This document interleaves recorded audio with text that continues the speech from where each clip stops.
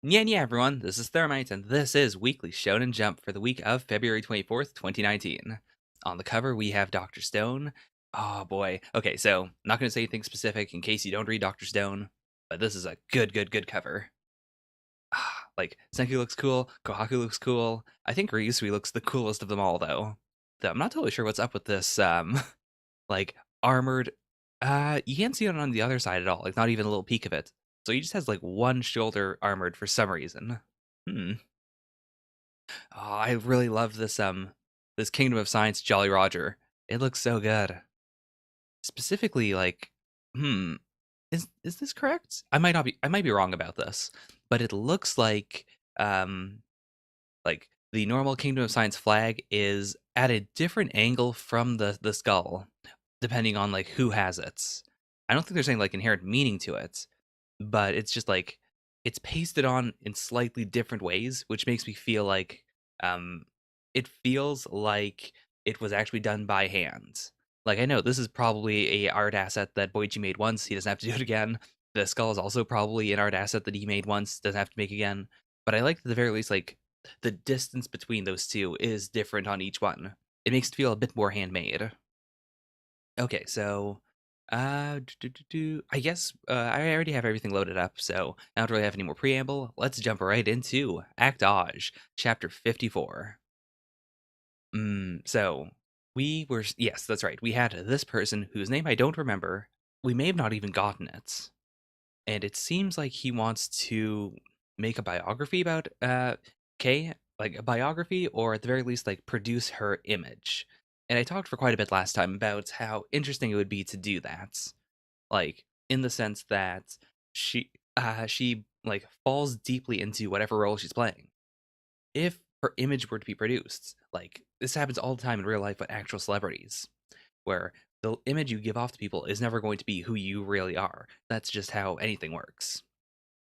But with celebrities especially, like if so many people see that image and they believe it's you, and you work hard to make it feel relatable and make it feel as close to you as possible, then the differences just get more and more pronounced.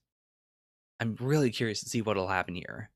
Like I feel like in order to explore all of that, we have to have Yanagi say yes, but I don't want her to say yes. All right, scene 54, tragic heroine. Oh man. I'm a sucker for shots like this in manga where it's all black and then they use the negative space to imply, the design of the character. Okay, that's true. Like I was thinking of it last time just in terms of pure, producing her image without any spin at all, just, the concept of producing her image. But really pushing the tragedy part is also kind of skeevy, you know? Like, yeah, a lot of bad things have happened to her life, but does she want to go down as being a tragic heroine? Ooh. Yeah, this says a lot about him immediately. It also, like, now I know exactly why she's gonna say no. Like, this isn't okay. Even though she does need to support her siblings. At the same time, like, this is just super blatant.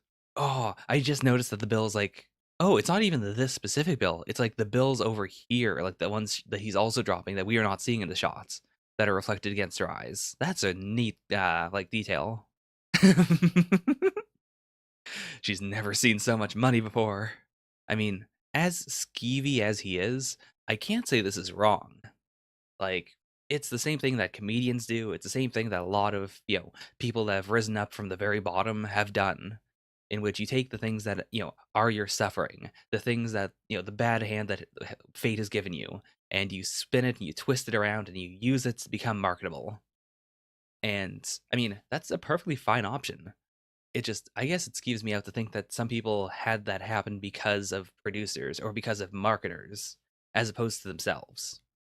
I mean, like, it's almost like a trope at this point of the comedian who has a really bad past who goes into comedy. The same thing goes for rap actually. And like they go into their general profession, they release very raw, powerful stuff because their lives are garbage. And then because they do really well, their lives stop being that bad. And then once their lives aren't that bad, it's like, well, where do I get new material? Like, do I just keep on talking about my past? Or have I used up all of the great stories of my past? Ooh, okay. Thank you. he did get the heads up of, this guy is after your starlets, go and save her. I'll quickly write down his name because I feel like he's gonna be really important.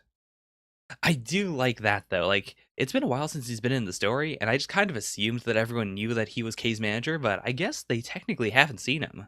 Like, he was the one who kind of gave her the in for Galactic Railroad. But after that, like, he never like showed up on set or anything.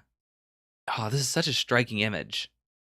Like, the two of them facing off against one another, Kay just like kneeling on the ground with all this money around her. I care about people's feelings more than anyone. Because fundamentally, business is the commerce of human emotions. Okay, that's a great description of him. It's just like you to confuse the heart with the brainstem.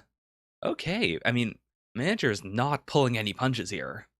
I mean, he was already kind of scummy at the start, but this is just confirming, like, yep, he has no, like, it's not that he doesn't have any respect for him. It's more like he's not going to try and fake any respect. He's not going to try and pull any punches. He's not going to try and make him look good in front of all these other kids. Like, no, no, no. How is this going to go? Like, I highly doubt she's going to move over, right? Timing is important in these things. What's that supposed to mean? Oh, okay, I see what she's going at. Like, because she doesn't have a great perspective of herself, which she has admitted in the past, like, she finds it hard to keep herself objective. She wants to know, like, does everyone think I'm tragic? Yeah, how should I know? That's up to you to decide. Okay. I made some edits. This is the real me. Triumphant actress. She has many friends. She is not madly in love. Oh, man. God, that's so cute. Ah, yeah, I'll play a character that I like, always, but I can't do that with you. Oh, man. She's grown so much. And I really do appreciate that. Um, apart from Akira and, Manager-san, all these people are people that we just learned about in this arc. Oh man, like she's so good at developing. I shouldn't even say she is. Like, yeah, Kei is to an extent, but the mangaka is incredible at developing characters like this. What a firm rejection. No, come on, don't walk it back like that. The money is real, so I'll take it back. Help me. Yeah, that feels real weird. God. Oh man, poor Kay. Like, I love that. I love that she had this, like, triumphant, emotional blast to say, like, "Yeah, you know what? I'm rejecting you." And then he turns it around, and she has no counter to that. Like, she was definitely not expecting that. Like I said, you're gonna pay a fine for this. So, I guess we're going to see Amachi sometime in the future. I could see him being like, the dark last resort. If something happens, if her siblings, get real sick or something, then he's always there with Bunny. Hmm. That said, actually, this doesn't mean we have to drop the whole producing her thing. Or not producing her, but like producing her image plotline. It's just like he was the one who introduced that to the series. But now I think she does need to have her image produced, like especially now that she's so like she's a rising star. There's so much going on with her image right now. I think that they like she needs to figure out what she wants to tell people because it can't be as as full as this is everything that I am. That's way too overpowering. Like as much I don't really get into celebrities and stuff very much, but even I know that you don't want to know that much about a celebrity. Like you don't want to sit down and learn the entire biography of a random person that you don't care about that much. Like it's too much information. So she needs to find a way to. I should probably finish the chapter before I keep on talking about this, but yeah. Hmm. Okay. So they were already putting that to market. Like he had already written the article, he was just asking permission, and now that she said no, which it doesn't seem like he really expected it. Yeah. Okay. Hmm. Interesting. Like he seems to be a parallel to, I guess, to a lot of the men in the series. A lot of the men in the series do have this thing of you know developing starlets who then end up hating them in the future. So I guess he is, he's no different. Hmm. All right, I'm very interested in that. Yeah, who are you? The place still runs for another month. She has to stick around. Okay, good, good, good. I was really afraid he was going to say something like, because of this movie or something, we have to take her away. But no, okay, so she did get to stay around for the entire run of the Galactic Railroad. Okay, seems like a shame. Can't be helped. It's time to let Kei Yanagi be an ordinary teen again. Very interesting. Like, even though she is, his one of his last hopes for, a big production, at the same time, he's willing to, I guess, to calm down, to let her cool down. That's morally very good. I'm curious to see why that is, though. Like, is he genuinely that terrified of creating someone that hates him? Oh, by the way, I do know that she is from the prequel to Actage. I have not read it yet. One of these tabs is in fact that prequel. I'll check it out. I might record my reaction to it. I'm not totally sure. But I do love that. I just wanted to mention, like, it's such a cool idea to do a prequel that is also canon to the main storyline, or like not even a prequel, but like a one shot that is kind of the story you want to tell, but it's not, and it is canon to the actual story. It's a very Sailor Venus sort of thing. Anyways, that was Actage. Sorry, I was getting really into my thoughts about the series going forward in the middle of the chapter, so I guess I'll just finish that idea. Like, I'm wondering actually, is he letting her be a teen again, not just because it's the moral thing to do, but is it because he wants to develop her image as being a normal person? Either that, or it might be that, if she stays a starlet for too long, it will go to her head. Like, even without thinking about it, she's just that impressionable. She will change herself to fit, constantly working. Because I could see that. Like, this is a good way to keep her grounded, to keep her sane. I do think because they're turning down all these crazy new opportunities, that the next arc is going to have to be the like producing her image arc, and then after that, she'll enter some sort of production that fits her image. I'm thinking like maybe a J drama or something, like something that combines running for a long time, like the Galactic Railroad, but there's more that she has to learn, and she has to like adapt to constant changes in the storyline and stuff. That combined with, the idea that she has a set image that she wants to give off. And therefore, like, if she plays a character that isn't quite the type, that's going to taint the way everyone sees her. There's so many possibilities. For now, I mean, I like doing this symbolically, but it's not like it really matters because it's the only thing I've read. It's simultaneously the best and the worst thing this week. Alright, that was Actage. Next is all right, sorry about that. We are reading Black Clover, page 194, Outrage. So Charmy's here. I'm not totally sure what she's gonna do. My theory, my big theory, is that like her magic is cotton based, right? Like it's food, but it's also cotton. What if she can soak up Ril's like paint? It's something we've never seen before. And there's no real like hinting towards it, but I think that'd be like a funny elemental thing. And it kind of even works visually because like her magic's very simple looking, very fluffy, whereas his is very hyper detailed. Ooh, okay, yep. So how are they gonna deal with him? I'd rather draw something prettier. I don't want to draw things that are this warped. Okay, so it doesn't look like he's doing the demon thing that certain elves have happen. It's more that he's having this crisis of personality. Like he just does not like drawing monsters, which is cool in its own way. Because like Rill also does not really care for drawing monsters. He just likes drawing whatever he wants to. So I think we could have a really fun ending here where before he dies, he draws a bunch of like beautiful things, or like his memory of what the elves' world used to be like before they got exterminated. Oh, okay. All right, Charmy doing the Charmy thing. Ooh, he slapped it away. Hmm. Oh no. Okay. Well, you're on our bad side now. In order to create, first you must destroy both humans and the things humans have made. Oh boy. I mean, we have always treated her like, her strength as being a bit of a joke. But this might be the first time we see her get pushed to her absolute limits, which would be really fun. Like, how powerful is she really? Um, um, okay. Was she possessed? Like, is she an elf? Because no, because that all happened in one specific ceremony. Like, they can't be making new elves now. Is her grimoire changing? Like, even the elves don't change the grimoires, right? Like, as far as I know, they just have the grimoires of, the people they reincarnated into. What in the world? Okay. Oh. Okay, so it's a sheep that turns into a wolf. It's weird that this isn't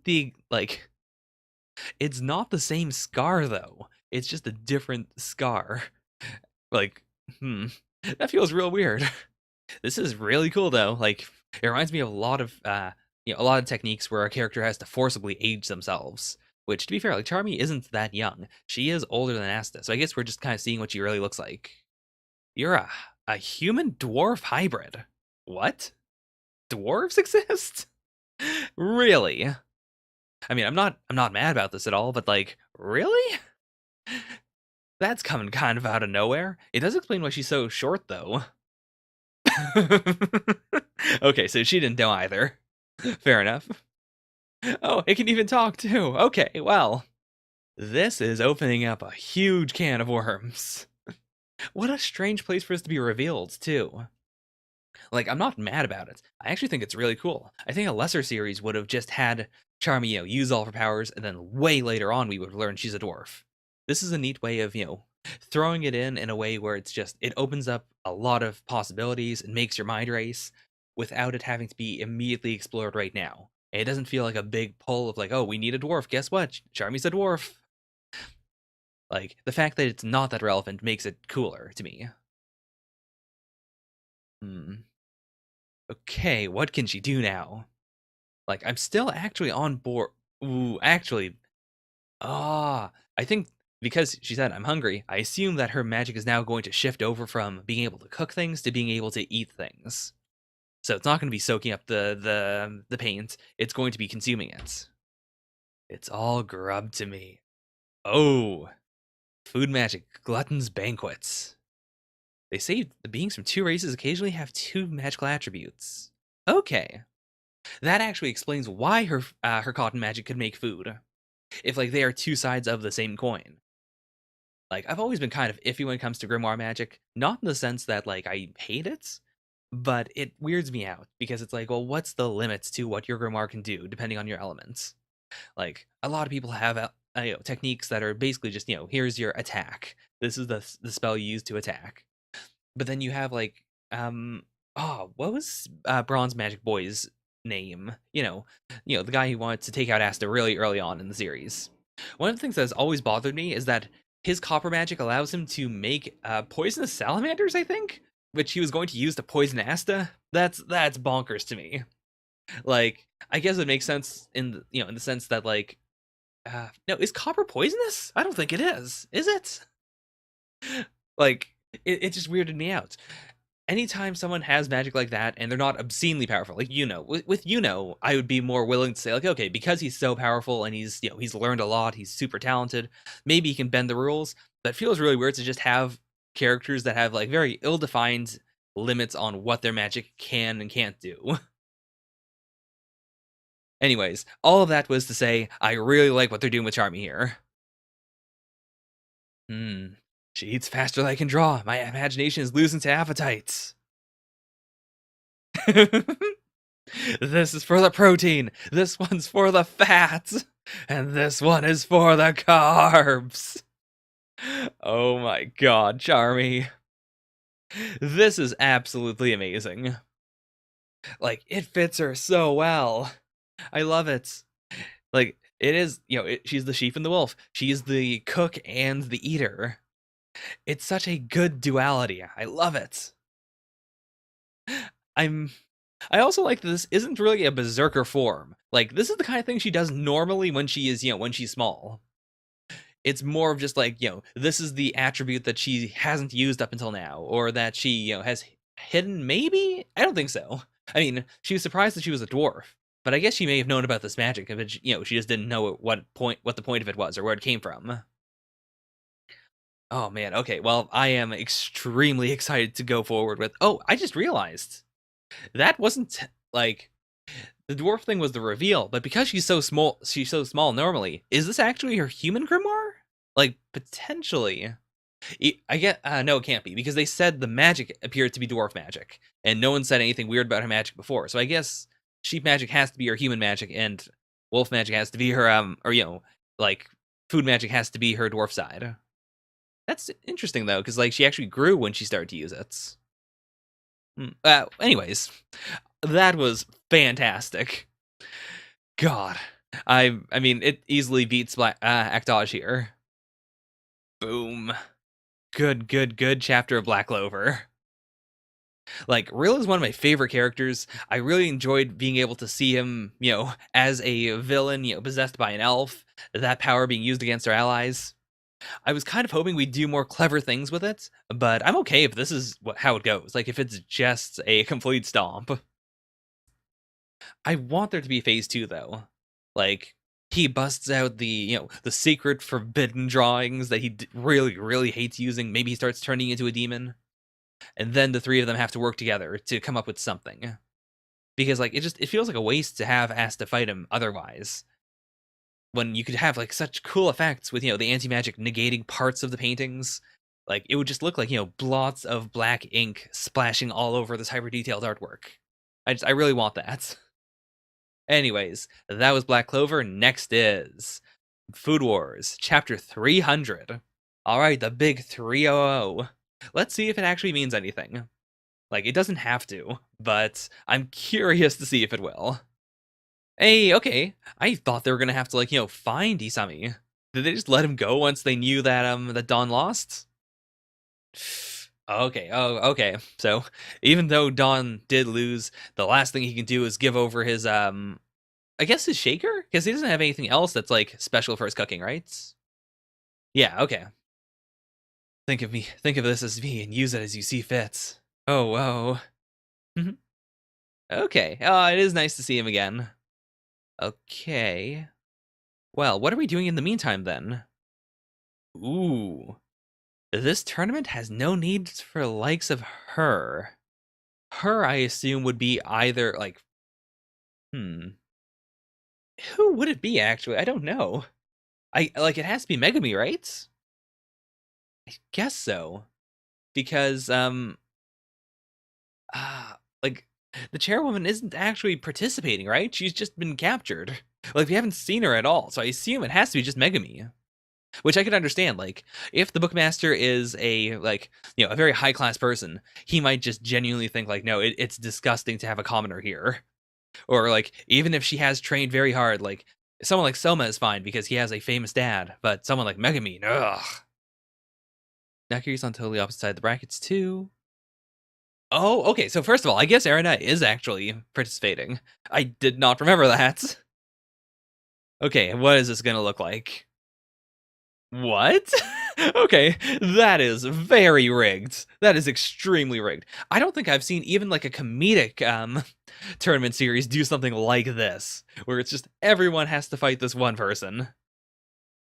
My god. This also means that like if someone beats her, then they have to go into the slaughter and have to fight everyone else one after another. That is insane. Going after no one but noir after noir, some of whom were so good they got by through the third gate, and yet she's tearing through every last one of them. Oh man. Oh no. Aw. I was really hoping we'd see this helmeted person cook. Like I wanted them to do Kamen Rider references, maybe. I don't recognize the other two though. Yeah, this was very clearly rigged. Plus, like, Erina is beloved. Like, she is basically food royalty, so why would the book person want that? It's so one-sided, and she has to do so many matches in a row. Like, it really... Of course, Soma. Of course. But yeah, that's real interesting. Like, why is the bookmaster doing this?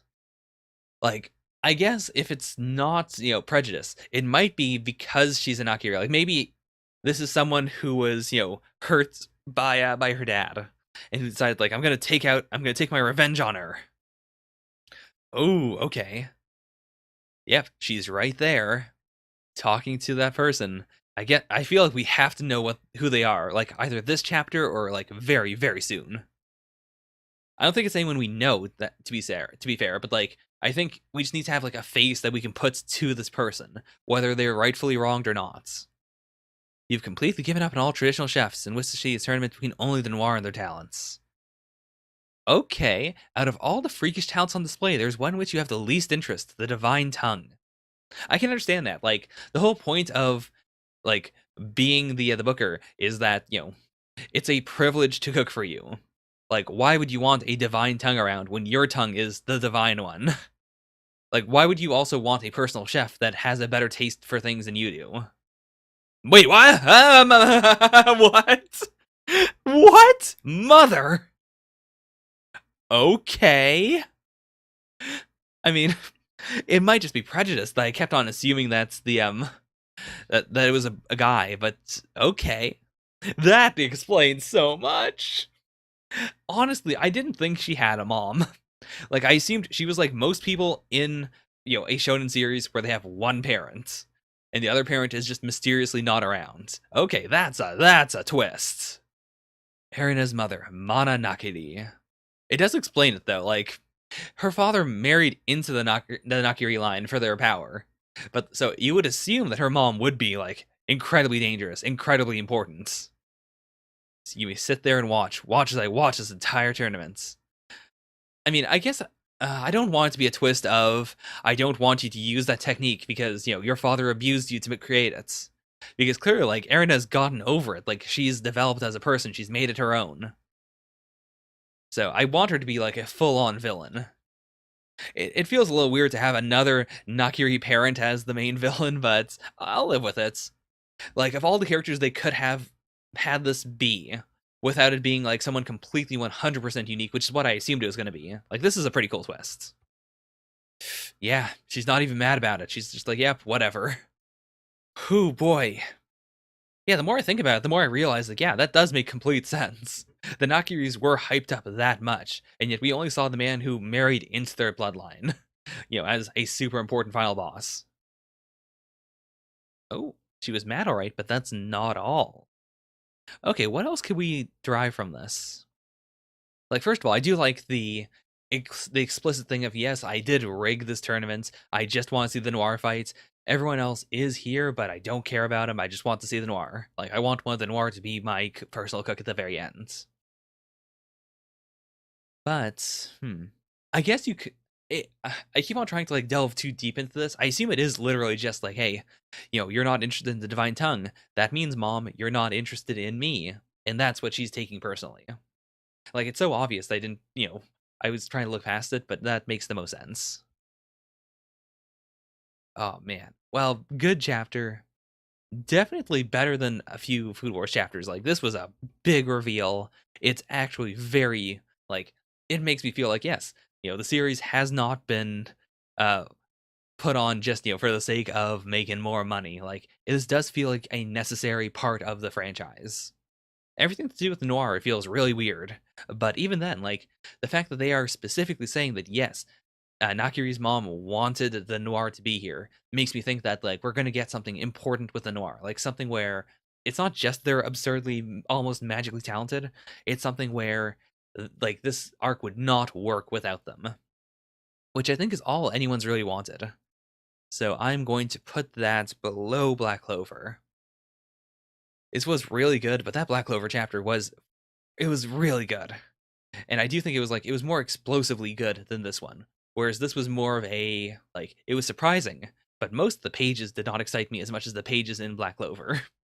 That's a weird metric to use, but whatever. Anyways, next is Lation, Chapter 10. So, Brother Ta is, I assume, going to race Boogie. I assume he's gonna lose. Let's see how this goes. Like, I'm curious to see what will happen because it could go either way. Like, Neo could do something right now to make it certain that Ta will win, and then Boogie could go in for a rematch, or Boogie could lose and I mean, Ta could lose. He could lose whatever he's betting. Okay, he's at least pretending to be amicable. I mean, to be fair, they never said that he was the one who made the gambling starts. Like, I get the point of, I don't want these races to involve gambling, but is that really his thing? It doesn't seem like we even insinuated that. He's just a bad person, but still. Okay, calling him out. It's like, yeah, hey, you guys have been gambling too. True, true, true. Like that, I do like that they pointed out, like, hey, this is why we don't just call the cops. Like, it's not a permanent solution. So, like, the only way to do it is to win on your terms. I mean, he's very charismatic. I cannot lie. Like, from if I wasn't going into this from the perspective of, Taz, the person who introduced us to this conflict, I would probably be on Boogie's side. Like, for people who have the money and who, like, aren't going into horrible debt because of it, but, people who just enjoy racing, enjoy, a bit of gambling, it doesn't seem that wrong. Ooh, okay. I thought this was like a break between Gavaldon, arc stuff. But okay. So he's connected directly to Gavaldon. I'll bet my temple. Oh boy. Okay, that's a big bet. Like, now there are actual stakes. I'm not like, if it was just money, I'd be like, okay. Like, we can just float it until our main characters can win it back. But the temple, because even if he owns it for like, a few days or so, he could easily thrash it. I can't say it. Okay, so he's never even like, he is weirdly kind of stalking her, but he's never confessed his feelings. It's always been a like, oh, he's just a funny, cool guy who's been around. I like, honestly, I'm okay with that. I didn't like it when they introduced him as being a stalker, but now that they've, fleshed him out a bit, I'm okay with it. It's a good gag. Yeah, I have to defeat him today, or else it's go on tomorrow and the day after that. So we might actually be settling this in one move for like one match. I do feel like because we're hyping it up though, Ta's gonna lose. Like, it's gonna have to be a rematch to win everything back. But that said, like, I would be genuinely super into it if this was just a short arc that defies my expectations. And I do agree with that. Like, yeah, gambling does make it more interesting. It makes it more real. Like, before he bet the temple, I was not like, I was interested in this arc, but I wasn't like, oh wow, something serious is going on here. And now the temple's on the line, like, I get it. It is genuinely a really good way to drum up interests, both in universe and out. Ah, man, I really do like him. Like, I hope he doesn't go to jail. I kind of want him to be around. He's got a really interesting, like, vibe to him. You butting in on my date with Brother Ta? Okay. Yeah, just immediately calling him out. I did say before, I'm fairly sure that Boogie is just like a script kiddie. Like, Gavaldon probably gave him a thing that he uses to improve his driving, but whether it's like autopilot or just like some secret modifications. But I don't think that he himself is a hacker. So this also ramps up the stakes because we know what Gavaldon does to people who lose. Ooh, then that means you've also got a wicked beast inside of you. You know? Okay. Just like I have an uncontrollable monster inside me. So that's not an animal. But I do like this. Like, at the very start of the series, we did have this implication of, crows and One. But I always saw that as being more of a, like, he's a wizard and, wizards have familiars. Like, I never considered it to be that he himself was the crow. But that does make some sense. Like, now that we have this whole spirits of animals thing going on. But Boogie is 10 times more interesting now that I've seen this. An uncontrollable monster inside me. Like, it doesn't look like a specific monster I can think of. It reminds me of that, the famous meme of the mask stitched to someone's face, and, like, the mask is happy, the face back there is, like, grimacing. If I had to, like, delve into the symbology of it, because, like, I don't really know what the symbolism between, like, I got the whole, like, wizard crow thing, but if we're saying that it's not just that One is a wizard, he is the crow. Like, I don't know how that connects to his, his technique of setting things on fire. Whereas, like this, if we're calling him some sort of like golem, something stitched together, then I could, I could understand it as being perhaps like his driving technique is stitched together. Like, he just uses things that people have given him and he's incorporated into himself, but like, it doesn't naturally come from him. Oh my. This is a panel. This is quite a panel. Oh boy. Okay. Yeah, it would be downhill battles. Only the driver's performance is a factor. So is this actually the route though? Like, or is it literally just purely downhill, like just a straight line down? Hmm. Yeah, Neo said he'd be using a gimmick too. Like, all I can think of from Neo is like either removing the safeties on the car to like make it go faster, or like doing something with the I keep on calling it autopilot, but it's not autopilots, but like sabotaging Boogie's vehicle, like setting it so it can only drive at 60 miles per hour. Cruise control, that's it, cruise control, like turning on the cruise control. Okay, let's see how this goes. Ah, I can hear the initial D soundtrack starting to play immediately. Okay, Boogie's racing skills aren't all that impressive. That's true. Like last chapter, we learned that the way he wins isn't impressive. Like if there's no money on the line, he tends to be very average. It's just when money's on the line, he never loses. So what is his trick here? Drifting is when you slide the body of the car in the opposite direction of the direction of the tires. Right. Yeah, I mean, I know what a drift is, but I appreciate explanations in series like this, especially because like the way you phrase an explanation can absolutely change the way that you are meant to perceive the thing in the series, regardless of how you know about it in real life. We're mandated to be equipped with anti-lock brakes, so it shouldn't be possible to pull off a drift. Really? I didn't know that. I mean, I knew about anti-lock braking. Like every car in Canada has those. I thought it was because of winter though. Like anti-lock braking is super important for when when you slide out of control, or like you're driving into opposite traffic. You hit the brakes, it makes this like chunky clunk clunk clunk clunk sound, and then like you get more control over it. I'm not totally sure how that works honestly, but like it stops your car from totally locking up. You're able to change your direction and regain control. Huh, I didn't know that it didn't allow you to drift though. I guess that makes sense though. Like isn't the drift literally just like sliding? Like, it is the same thing as losing control, it's just you're doing it intentionally. Okay. Huh. So I'm wondering actually, like, wh is it just a side effect of anti-lock braking, and anti-lock braking is just generally safer? Or is part of the reason why anti-lock braking exists to stop people from street racing? I've never considered that. Okay. So, I assume he can hack Brother Ta's vehicle to also, like, lose the ABS. Though how? Because I don't think you can wirelessly do that, right? You need a plug thing to connect into the vehicle before you can actually like change things or even like get readings off of it. Okay, I guess you can. Hmm.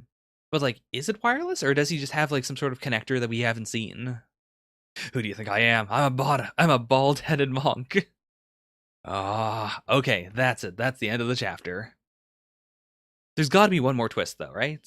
I mean, so I just came off of Food Wars, so I'm automatically thinking of the Food Wars formula of twist, twist, and then third twist, then whoever has the last twist wins. So I feel like there's got to be one more, especially if this is someone that Gavaudan actually like knows, someone that Gavaudan's taken an interest in. I could genuinely see Neo still winning this, like in the very first match, but we'd have to do a very quick thing of, oh, he's doing something else. We don't know what this is. What could it possibly be? And then at the very last moment, Neo realizes what it is and levels the playing fields. Ah, man, this is a good chapter though. Like generally, Annihilation doesn't feel that fast, but I appreciate it because this is about street racing. Like the pace of the chapter matched what the actual thing happening in the chapter was. And I really enjoyed like the first half especially because it was able to keep Boogie as a villain while at the same time allowing the audience to to empathize a bit more with his ideals. Not in the sense that he's a good person, but in the sense that like you can feel his charisma. You can understand why everyone else is buying into what he's saying. Yeah, I'm gonna definitely put it still below Black Clover though. Black Clover is really good. Um, I really don't know what else they could do, like, apart from cruise control, because that's the one thing I can remember. Like, I don't know that much about cars, so I'm pretty, like, just in the blue when it comes to what could you do to make a car faster. I'm sure there are things like there are tweaks you could make to the engine to like make it temporarily run faster, but I don't know any specifics about that, so I don't want to like guess. I don't want to pull things out of thin air. So let's move right along to Hell Warden Higuma, Chapter 9. Hmm. All right. Like, I am very actually, that was not something we saw before. Don't want to go home. Does she have something else going on in her life then? Because there is this like hanging question of why did the kitsune possess her? Is it just because the kitsune couldn't get to her house? Like, was it able to sense her emotions relating to her mom and decided, okay, so I'm going to hitch a ride on you. Then when I get to your house, I'll jump from you to your mom. Or is there some third option? Also, like the kitsune is possessing her, as opposed to the other the spirits that we've seen before, where they manifested fully as themselves and they were easily killed. Like, does Higuma have a way to kick the kitsune out of her body, or like a way to defeat it without also hurting her specifically? Hmm. I wonder if this ever actually works. Like, one thing I really enjoyed about Bleach is that we had, like, I think 1 or 2 instances in which, Soul Reapers did go up and say, like, "Hey, stop that." Or they did they handled, problems peacefully before they got out of hand. We haven't really seen Higuma do that at all. It's always been, like, a really scary, spirit comes out, makes a ruckus, and then he has to go out and kill it. Though, to be fair, Higuma also does have the Bunraisha, which I imagine, like, their assistants, but they probably also like if there are like super duper minor spirits, Bunrai should probably have the ability to go out there and try and stab them. Ooh, her beloved pregnant mom is waiting for her, and her cute little sister too. It's weird though, like the way Kitsune is talking about this implies that he's going to feed off of like her suffering when like she kills her mom and the unborn baby and also the sister. But it's supposed to be like the connection between a mom and her children. Okay, number 11. Ah, man. I like how already I have the sense of nostalgia from looking at this and going like, "Oh yeah, I remember this. It was Aya's brother." This is like I guess it also helps that it's a really cool, distinct technique as opposed to like, just a sword or something. Wait, who the heck is Itomi? Yeah, Itomi's not the name of this, right? Hmm. Are they just, rushing to the scene because I don't know. Like, are they really gonna help Higuma? Because Higuma has a lot of abilities that feel like, it feels like you shouldn't have people around him because they're so big and powerful. And I imagine that his spirit attacks can hurt like Benraisha. So what exactly would they want to help out with? Right, yeah. Zaiju aren't like our Benraisha's Hellblade. Okay, that's true too. Like the Benraisha can just, hit a possessed person and the Zaiju or not the Zaiju, the spirit inside of them just get pops out. There's that whole joke about how when they hit the old people, it feels like they're breaking skeletons. Ah, that's a good way of scaling the fights too. Like he can't immediately whip out the most powerful thing he has. He has to use something weaker to get the spirit out. Once that's done, then he can go all out. But then on top of this, we know that the Kitsune is part of a bigger plan. Like I can't stop thinking about that. There's got to be some extra twist here. Hmm. It seems like this Kitsune has also had a lot of like. It seems like it's really familiar with Hell Wardens specifically. We can do anything we want. We can live however we want to live, with no care for notions of good and evil. This is one thing I don't really like about the series so far. There's been a lot of like villains who monologue about a thing that is very easily ranted against. Like I get that's a way to make Higuma cooler, but I don't know, it feels very flat, especially with characters that are literally hundreds of years old. Like it feels like they'd have a little more nuance in this, right? Oh, okay. Ever since my little sister was born, my mom and dad gave her all the attention. When I go home, sometimes oh, I see.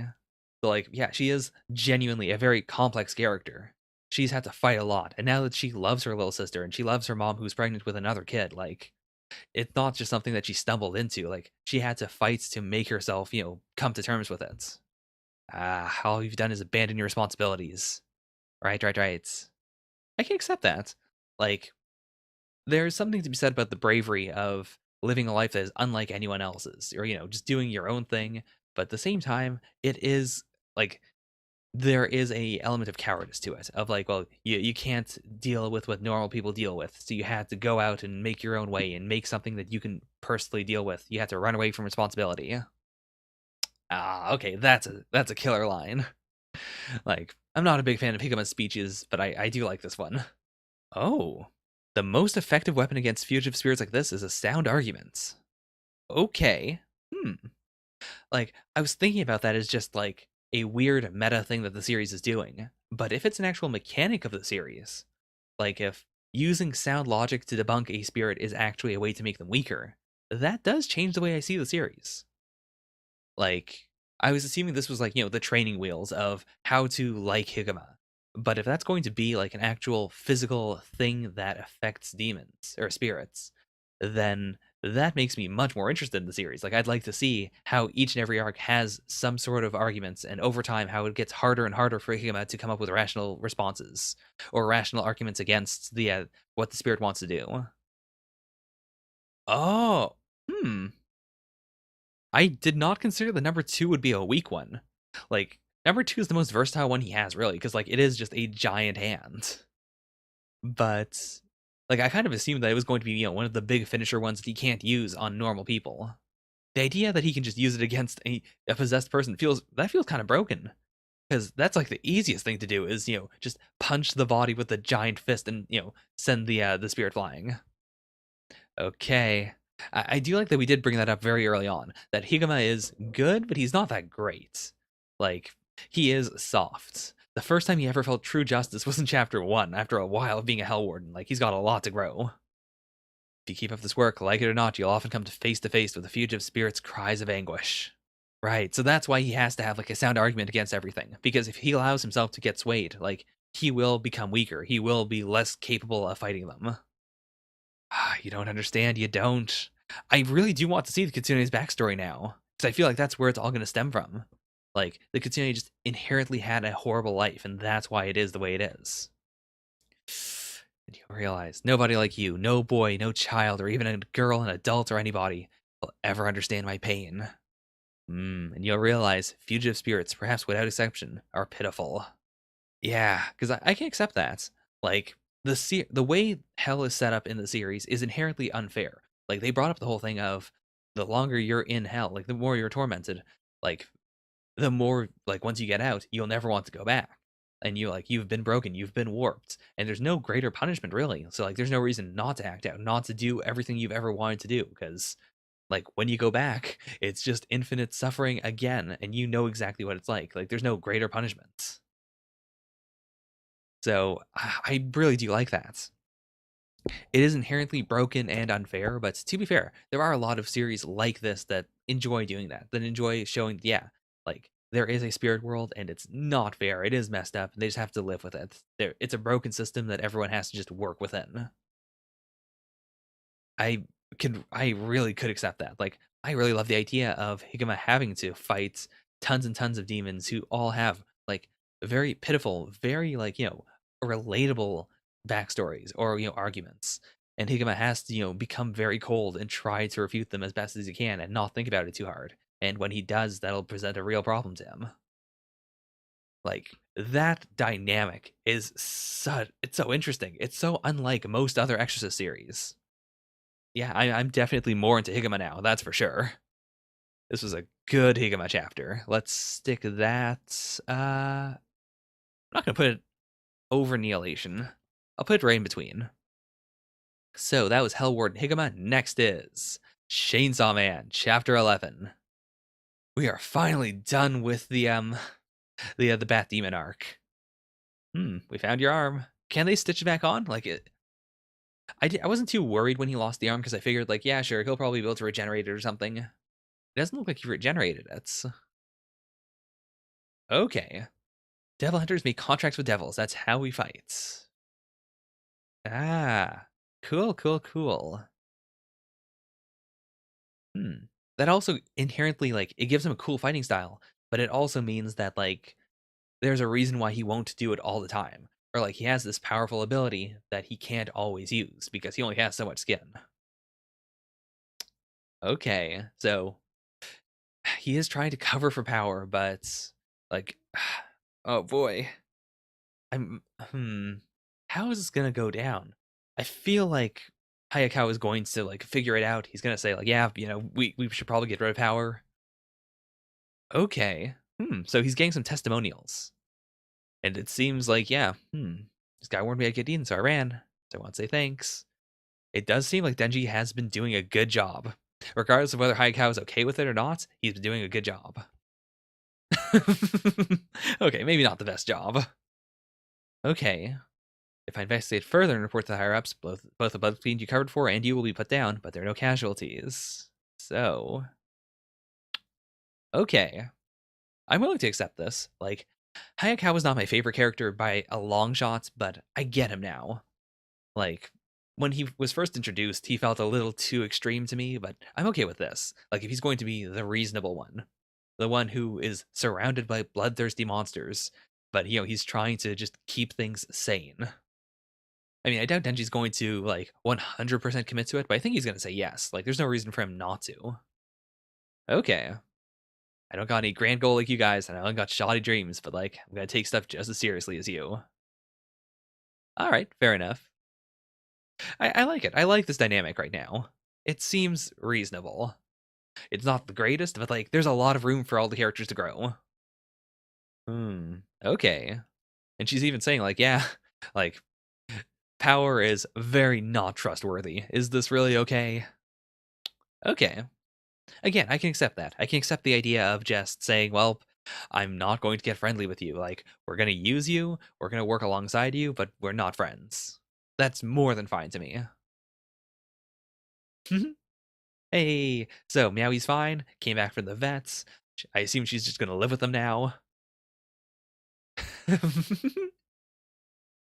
Aw, why are you putting all the dangerous ones in my place? Because I trust you more than anyone.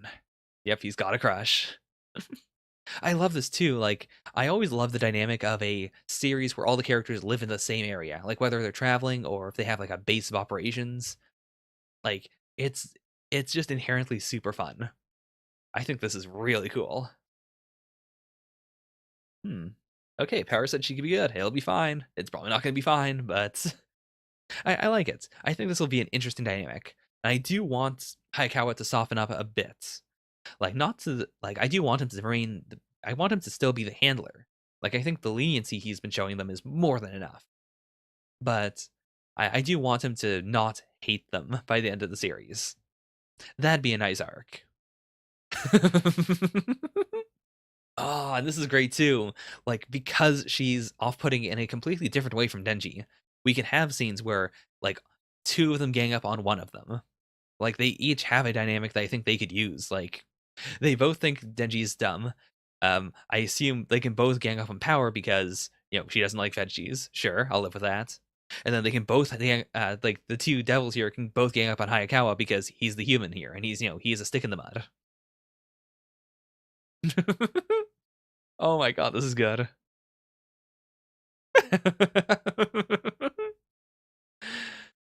Oh, this is amazing. Yep, they have a common enemy now. Oh my god. This page in particular is, it's beautiful. I adore it. This is everything I've wanted. Also, why would you be the type who doesn't flush? Like, why? I get the idea of not wanting to bathe. Like, I wouldn't do it personally. It feels bizarre to me, but sure, whatever. But not flushing, for what purpose? Why? Especially poop. Like, I've heard the whole thing of, like, peeing multiple times, not flushing until you poop. Like, sure, whatever. If you need to save water like that, you do you. I'm not gonna question that. But why would you not flush poop? Why? For what purpose? Oh.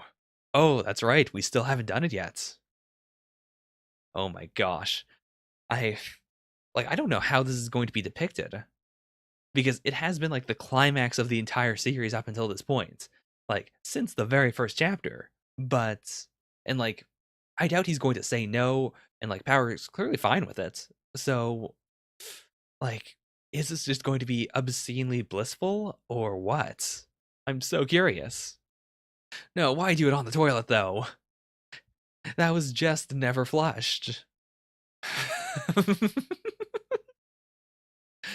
Okay, so we're not going to see it this chapter. Also, this is a bad looking foot. Like, in general, I'm okay with the aesthetic of the series, but man, this foot, oof. Um, well then, I kind of hope next chapter is just boob touching. Like, just because of how much we've built it up. At the very least, I want it to happen. I don't want it to be a fake out. That would be the worst. Without a doubt. I would be very upset about that. Oh boy, well, that was Chainsaw Man.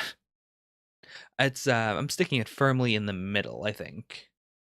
Because it's not like it was a bad chapter at all. It did a lot of things I wanted the series to do. But at the same time, like I don't feel good putting it above like just because it's, getting better doesn't mean it's as good as Nailation. It's on the same level I'd say as like Hell Warden right now. So I'll put it above Hell Warden because like Hell Warden's always been very iffy with me, whereas Chainsaw Man has gone from really good to I was getting a little sick of it, and now it's, doing the rebound for me personally. So I think we'll stick it. Yeah, that seems fine. It's not above Neolation right now. Next chapter though, like I'm so curious to see what next chapter is gonna be like. Oh boy. Okay, well, that was the not live stream. We are going to jump right into the live stream. We Never Learn, chapter 100. Woo!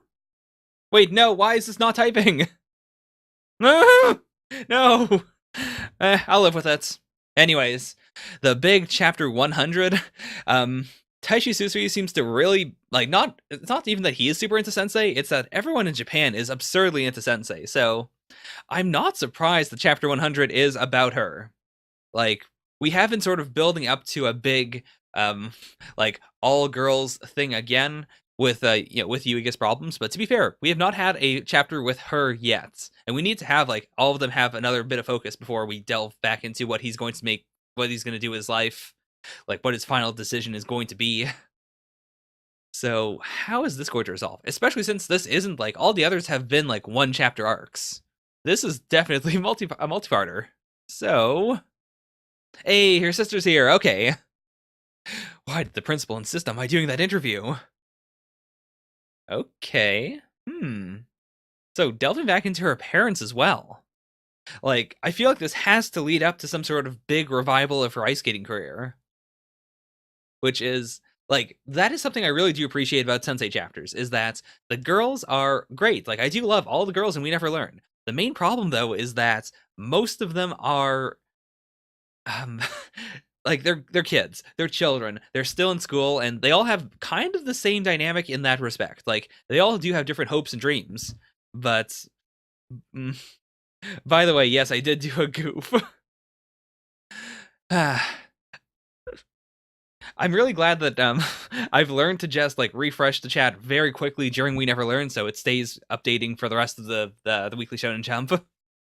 Anyways, I do really appreciate that she is, the adult of the group, that we are allowed to do actual, things involving someone who has had a career, someone who has a career now, someone who could lose everything, someone who could, still change the way that she views the world. And she's young enough that it wouldn't be too weird if she ends up having incredible steamy sex with Yuiga. Okay.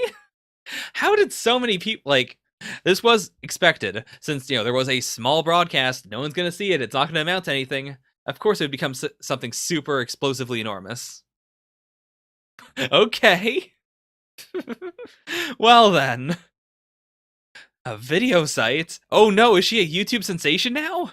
Do they make meme videos of her? Oh my god, no, that's even worse. Like, it's the infamous, you were once famous and now you're famous again video. The where are they now video. Oh boy. Okay. 10 million views! #1 on YouTube! Oh boy! I'll have whatever this is, please! Wait a minute. Did we just imply that they shared it? How? That feels like something that's gonna come up later on. Like, maybe someone was, like, taking a sneaky creeper video of this.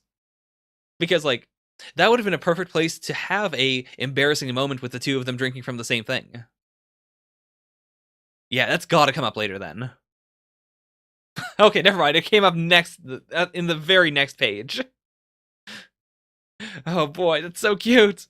That said, like, especially with the cap on, when I look at Sensei, all I can see is Kominami. Which might just be because I love Kominami, but it might also just be because, like, I didn't think their character designs were that similar at all, but they are kinda... I guess that might just be an art style thing, though. Like, I do appreciate that a lot of the girls in We Never Learn are very distinct, but I won't. I have to admit, when they are wearing similar outfits, they do look kind of similar. It's also very noticeable when there's this collage of everyone wearing maid uniforms, because we have had an arc, like at least one arc, with every single character wearing a maid uniform at some point or another. And in those, it's very clear, like, oh yeah, some of these characters do look kind of similar. Okay. Also, I mean, is her apartment ever going to stop being mobbed? I feel like they could just stay there 24/7. Oh yeah. Um yeah, he was scolded. He did have to go to a hospital. Granted, it wasn't because he was overworked. It was because his not girlfriend forced him to be there, but still. Oh my god, these are adorable. Oh my god. Wait, are these the same ones that Sekijo got back in that chapter? That's some insane continuity. Also, that can't be right. I feel like I would have remembered this design. It's so cute. Oh god, no, Sensei! It's the... Is it the Concord effect? I mean, I know it better as the lost cost fallacy, but is it the same thing? I assume it is. Yeah, it's the sunk cost fallacy. Okay. Oh my gosh. Also, wait a minute. Yeah, how did that make it better? Like, a crane game is not a two-person game. How is that? How? Was it truly the power of love? Okay, she's also a very good bowler. Well then, this is such a weird way to have them go on a date. And it's not, like, it is essentially a date. Like, they said that she's just killing time, but, like, if you're just hiding from people, you wouldn't go to multiple locations, right? Like, whenever I've had to hide from someone for whatever reason, I've like gone to one place and I've just stayed there for like hours. Like I've gone to the mall and then I've like walked around the first couple of places. Whereas this is very clearly a date. Like it's just a date. Okay. Yeah, like she has been very... Also, what is going on here? What in the world? Like usually it's 2-page spreads through and through. What is happening here? After all that, you put in so much effort, so much work. Oh, did I accidentally... No, I didn't. I thought I just turned on, like, one-page mode, but no, I didn't. What is that? What in the world? I do appreciate that she is just straight up saying, like, yeah, this is a date. I am going on a date with this child. Ah, okay. Whether or not something's fun or the right choice, ultimately, you don't know for sure until it's over.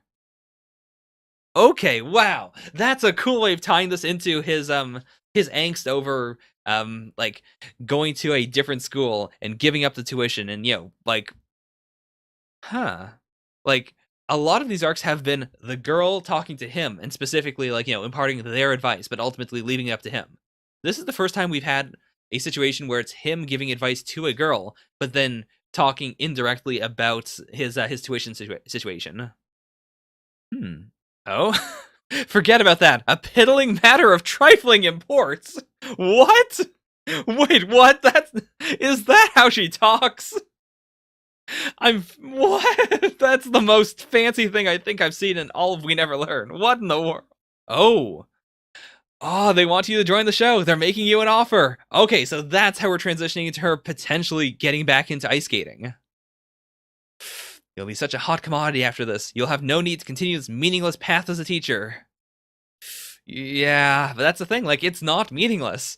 She played it off as being meaningless in the past. But in truth, she likes teaching, and she's a good teacher, too. God damn it, Zaku. Yeah, this does seem like an early DBZ manga Piccolo line.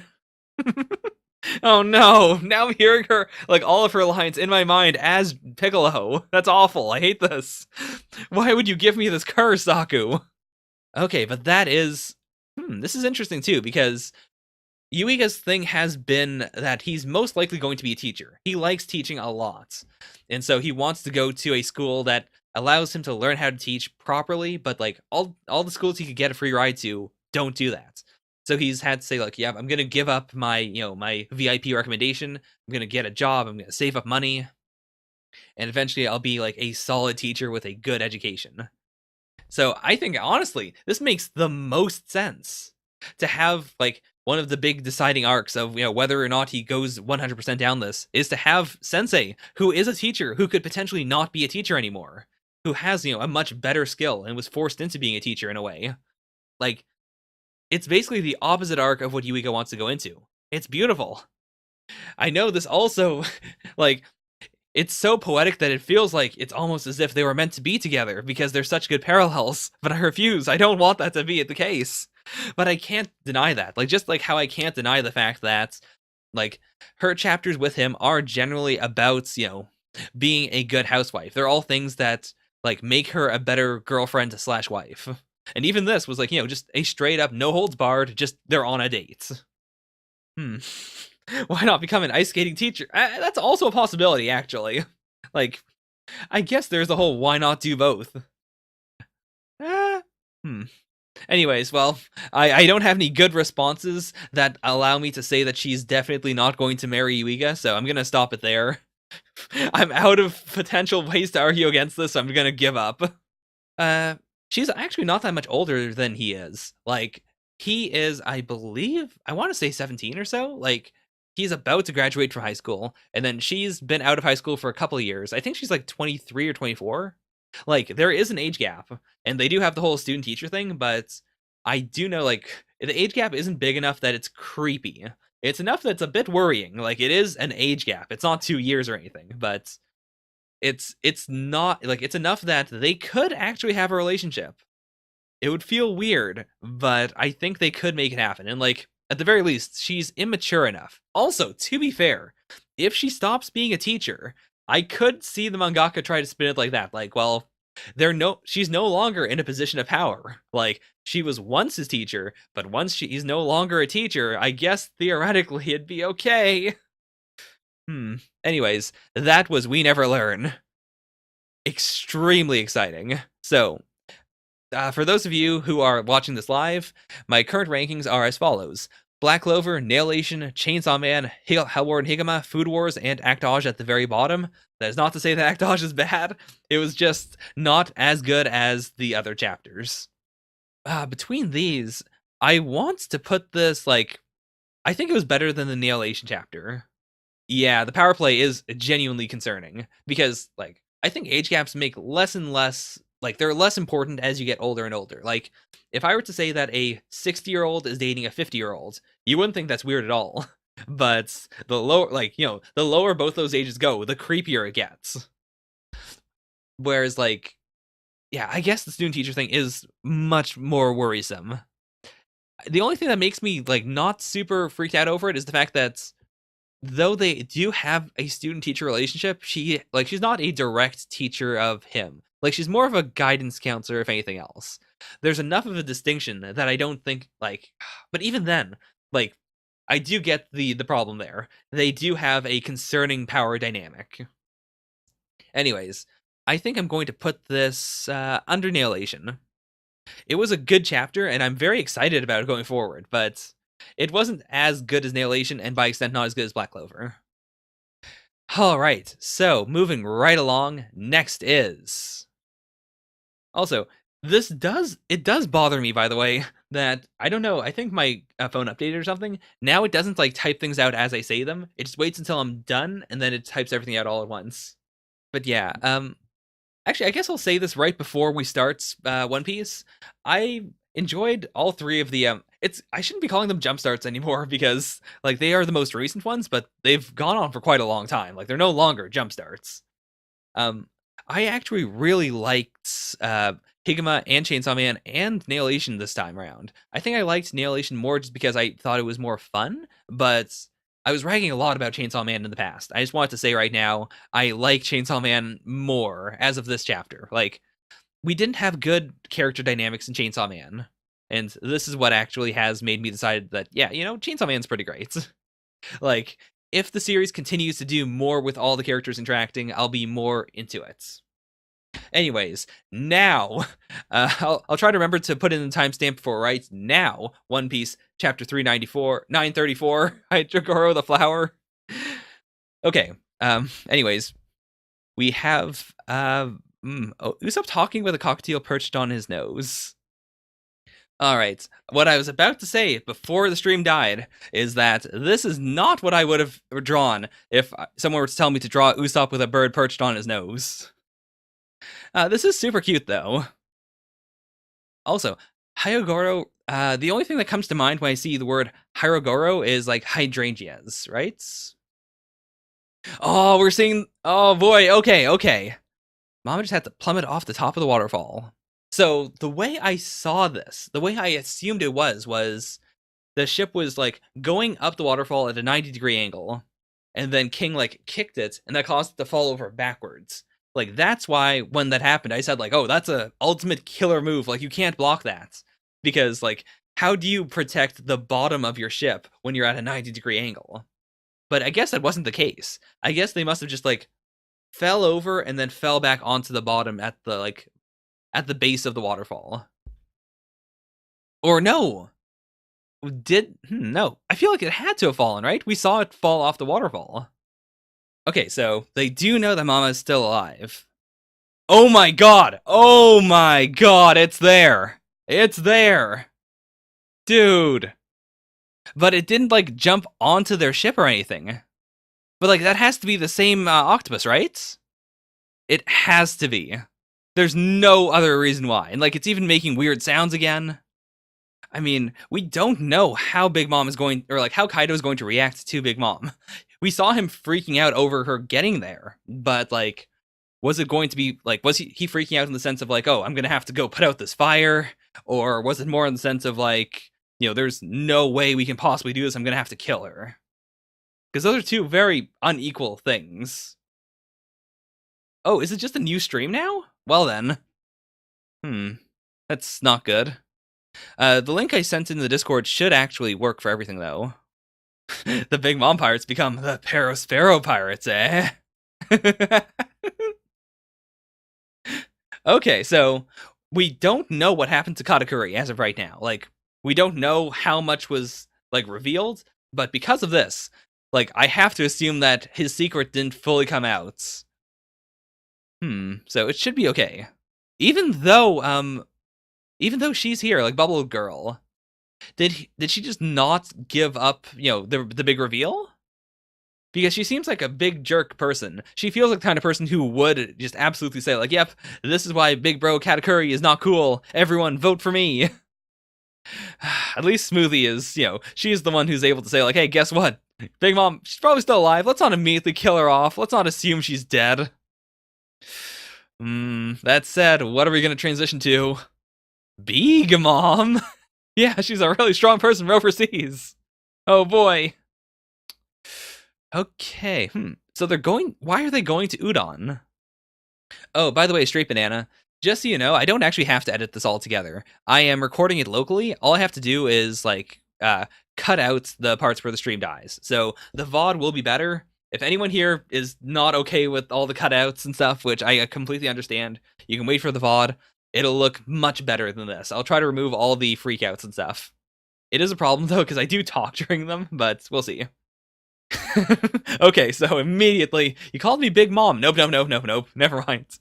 That seems like I mean, I get why they're doing it, but man, that seems like a very shifty thing to do someone with amnesia. Like, hey, that name you told me, is that my real name? Nope, definitely not. Forget about that. Pretend it didn't happen. Aww. Okay, she seems genuinely really nice now. Like, we're seeing that old Linlin. That said, old Linlin had those hunger pangs. I'm very worried about that.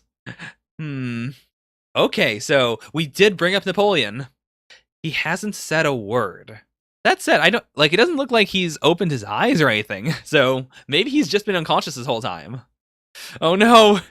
She truly is a Straw Hat. She's already, like, she automatically has assumed that, yes, Chopper is the emergency food supply. Oh my god, we're finally getting this map of Wano. Okay, right now I need to take this. I'm not gonna, like, put it up forever, but I do want to take a screenshot before I forget, because this is extremely important. I know so little about Wano. So, we know Udon, we know Curry, the flower capital, obviously, so we've been mostly working in this area generally. There's Kibi province, there's Hakumai province, and then Ringo. And then Onigashima is all the way at the bottom. Huh. If you zoom out, this looks kind of like a brain, doesn't it?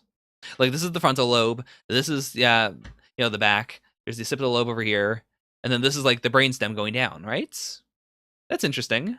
Oh, okay. These also aren't borders. They're rivers. And each place has its own distinct climates. Did we know that before? I remember them saying that Wano was an island. I don't remember if they said it was, like, a series of islands. I remember the way they described Wano was essentially the way you describe Japan. So I kind of just assumed it was one big island, but okay. Yeah, this is extremely hype. There's not a whole lot happening in Hakumai, though, apart from the port here. Also, we didn't, like, say where the I guess Amigasa Village was right outside where the beach is, right? Because it was the Amigasa Beach, somewhere around here. Okay. God, Big Mom's all in when it comes to trying to eat Chopper. Oh, where do you learn that call? Okay, I was gonna say, like, that's a weird thing to scream, but I kind of just glossed over it. Sanok, it's a shout used by foreign swordsmen. Zorojiro taught me how to use... What? Huh? Sanok. Is that a dirty word or something? Huh. Perhaps it's only coincidence, but there's a similar practice among the older sayings of Kuri, and it's not the sort of call meant for you to use. Okay. Like, I don't think we've ever heard Zoro say that. I'm gonna do a quick search, like, just in case it is just a untranslated Japanese thing. But I don't think we've ever heard him say that. And it'd be really weird if that was like a dirty Japanese term.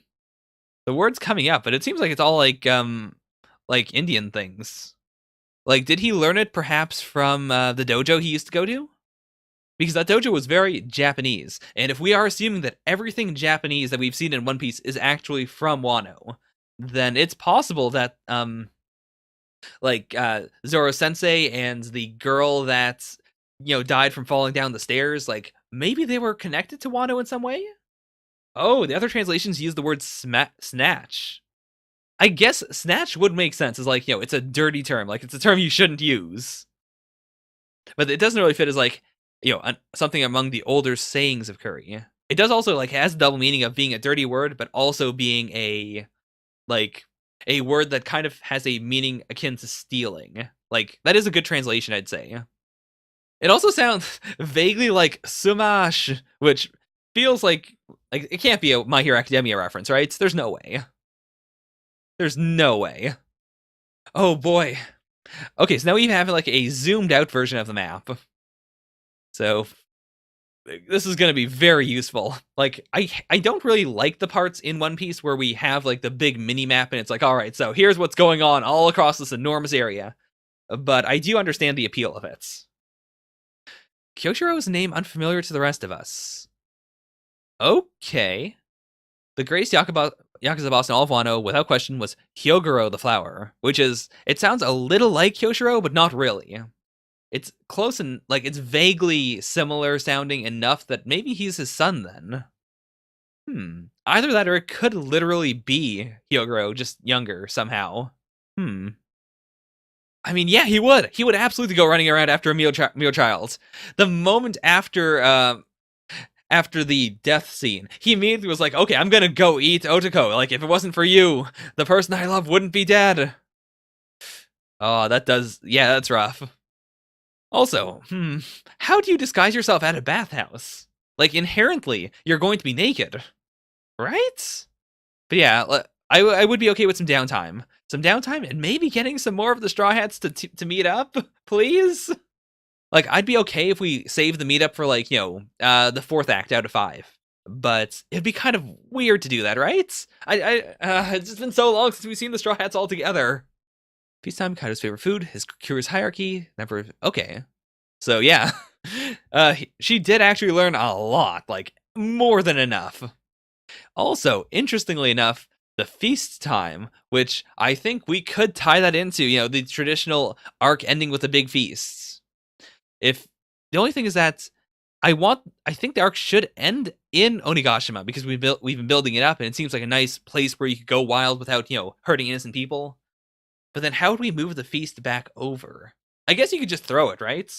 Like, I guess Luffy could just throw a boat full of food over to, like, Udon.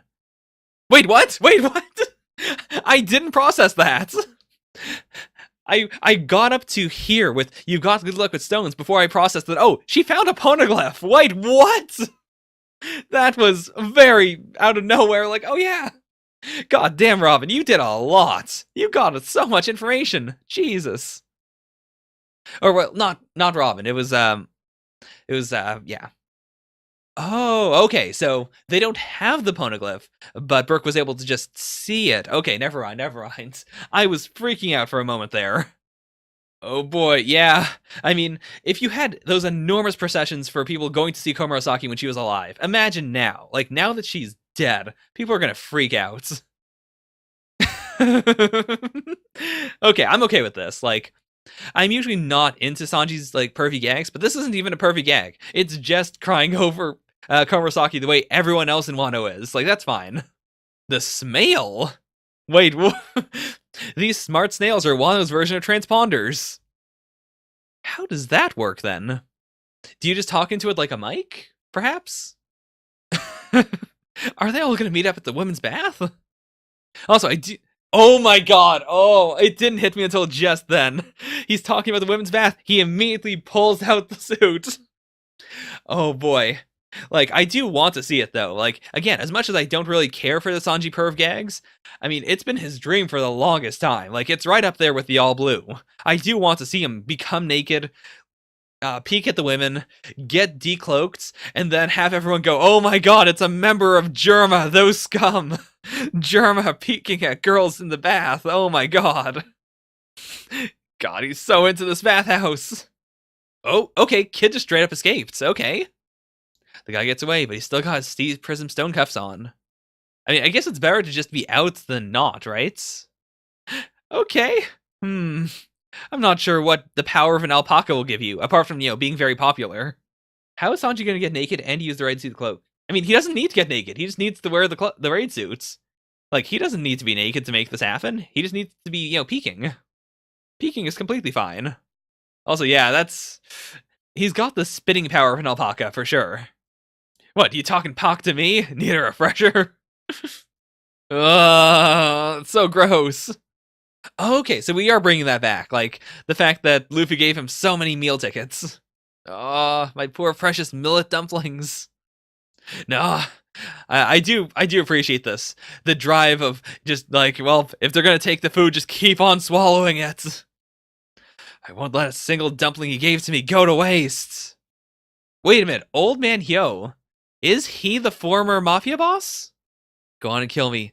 Beating him took me back to the old days. It's been a long time since Hyogoro the flower felt so fulfilled in belly and spirits. Okay. So Luffy just made a very, very strong friend. Or if not a strong friend, at least a knowledgeable friend. This is the land of samurai. There were many of them once, and then you came along and killed them all. Okay. Oh my god, we're leaving it there? Oh boy. Queen. Oh god damn. Okay, well then. Does that one guy have an elephant head stuck to his torso? I mean, that's just smiles for you. That's just how smiles are. God. Like, I can't get over how cool this is.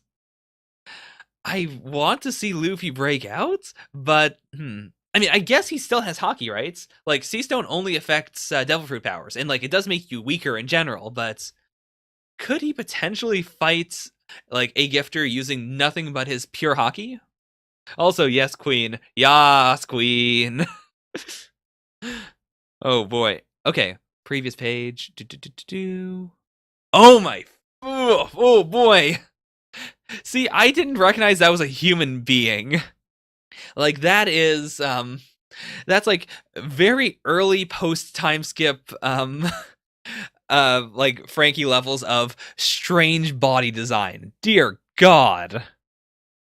Oh boy. Well, that was a fantastic chapter. We got some Big Mom Pirate stuff, which is okay. I don't really want to see any more of them if they're not going to do anything. Like, at this point, we may as well just cut away from them until the big moment where, like, they show up in Wano and make a ruckus. But I'm glad we got to see the the octopus once more. I'm so interested in it. What is it? What does it want? It's such an enigma. Oh my god, Zaku. Anyways, like, there's that. There's a bit of Big Mom. Like, this is very scattered, but it's the kind of scattered One Piece chapter I'm okay with. In general, I do prefer One Piece chapters that are mostly one thing with a little cutaway to something else, or like just a transition over to something else. I have made peace with the fact that we are going to just have One Piece chapters that are super split up, and it's fine. And of these split up One Piece chapters, this was a good one because it gave us a lot of information I really wanted. Plus, we got the Hyogoro thing, which was set up and then immediately paid off later on with someone we had already seen. Like, that's so nice. I love it. I love it when One Piece doesn't get overly complicated. Okay. I feel like the brain thing is gonna come up at some point. Maybe, maybe not, but like, it feels too obvious to be just a pure coincidence. Okay, well, where would I put this? Man, so much happened in this chapter. Like, I guess that's also one of the things I feel weird about with One Piece. Like, with each of these series, I generally have, like, I can distill it to one thing that I really like about them, and then if they do that thing really well, I'm able to, like, pit them up against other chapters. Whereas with One Piece itself feels like Jump. It feels like I'm reading 5 different series sometimes. And because of that, like, while I do generally enjoy it overall, unless there's like a big obvious climax, I usually have a difficult time figuring out, like, did I like it more or less than Black Clover or Lation? I think I'm gonna put it above everything. It was a really fun chapter. Like, I've been smiling from beginning to end with it. It's been great. Okay, we have Promised Neverland and Dr. Stone left, and then that's it. Like, I'll do author comments and stuff, but I'll jump. Like, we wasted a lot of time with my connection cutting out, so let's jump immediately to the Promised Neverland. Okay, I thought this was happening right now. I thought she was trying to kill Emma. This is extra cute, and we don't know her name yet, but I do think she's a cute character. Like, I like her. I'm worried about her. I'm terrified of her to some extent, but at the same time, like, I think she's fun. I hope that she's a character I can enjoy, even if she ends up being a villain. What are these poses? Oh my god. Okay, automatically growing on me. Yeah, this is a real go situation. Also, I just noticed that the the giant lump of meat she has, the leg, is definitely supposed to be a parallel to her club. Like, that's just the shape of the thing she usually has in her hands. I could see that. I could see her having some relation to Nameless Geezer. Like, she is the Mary Sue character that is Nameless Geezer X Gargablarg. No, that's a weird ship. But yeah, like, I can see the resemblance, sort of. God, these are such good reaction images. Okay, my name's Sislo. That's Barbara. Sislo. Is that Polish? It's either like, there's a lot of immigrants in my area. I know a Sislo. I want to say it's Polish. It's something Eastern European, right? It's not Polish. Barbara, I mean, and then Vincent. We knew Vincent. God, what are these faces? Sislo is incredible already. I guess I will check it just for my peace of mind. I knew it. I mean, I know one Polish person whose name is Sislo. Is it actually not? Was that incorrect? Is it Italian? I mean, I don't know why I'm so worked up over it. Like, I know a lot of people whose like, like, whose parents and whose general, like, background do not align with their name, but in Promised Neverland especially, like, because they put so much focus on the fact that there aren't Japanese people for the most part, and then the 2 Japanese people we've seen so far have been part of, Norman's party. Like, because of that, I'm so interested in the different nationalities of characters, because it's so diverse. What? Like, they're staring so much, but the way they're doing it is so clearly goofy. Like, I'm so curious as to what are these stares meant to convey? We're also escapees, got it. Oh my! Oh, are they just trying to be alpha? Like, are they afraid that Norman and that like Norman's being stolen away by Emma and Ray? Like, is that it? Are they just trying to be super hype to try and like get rid of these potential challengers for Norman's hearts? Yes, they're challenged to competing with you. I apologize for the trouble. Could you just go along with it? Okay. So Vincent is the voice of reason here. Wow, that's amazing. You're crazy good. We can never pull that off. I'm impressed. Oh my gosh, I love it already. This is the God. Like, we've quickly shifted from potentially the Promised Neverland is just Attack on Titan to the Promised Neverland is just We Never Learn. It's just We Never Learn with demons. Yeah. I mean, Vincent makes the most sense, and like we've seen a bit of Barbara like being scary. Like she has the club and everything, so we've just assumed that she's really strong. So thank you for yesterday. Sure. I am really tense. Like I like them a lot, but I feel like this was also a way for us to not think of them as evil. And then we're going to get like the other shoe is going to drop real soon.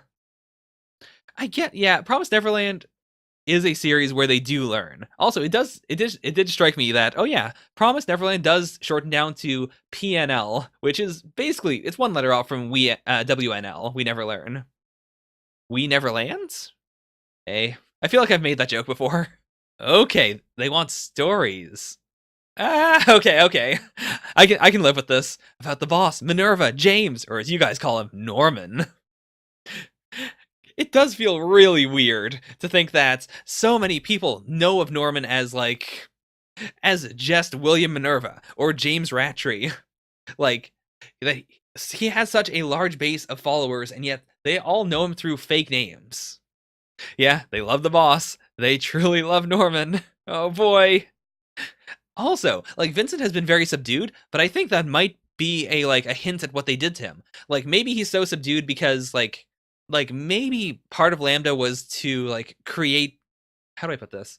My initial theory was like, now that we know that the demons change by eating humans, my main thing was like, okay, maybe they're trying to make like super special humans where you eat them and then you stay human for longer, so they need fewer mass production kids. If all the mass production kids are like super genetically ultra human, you can last off of one of them for a real long time.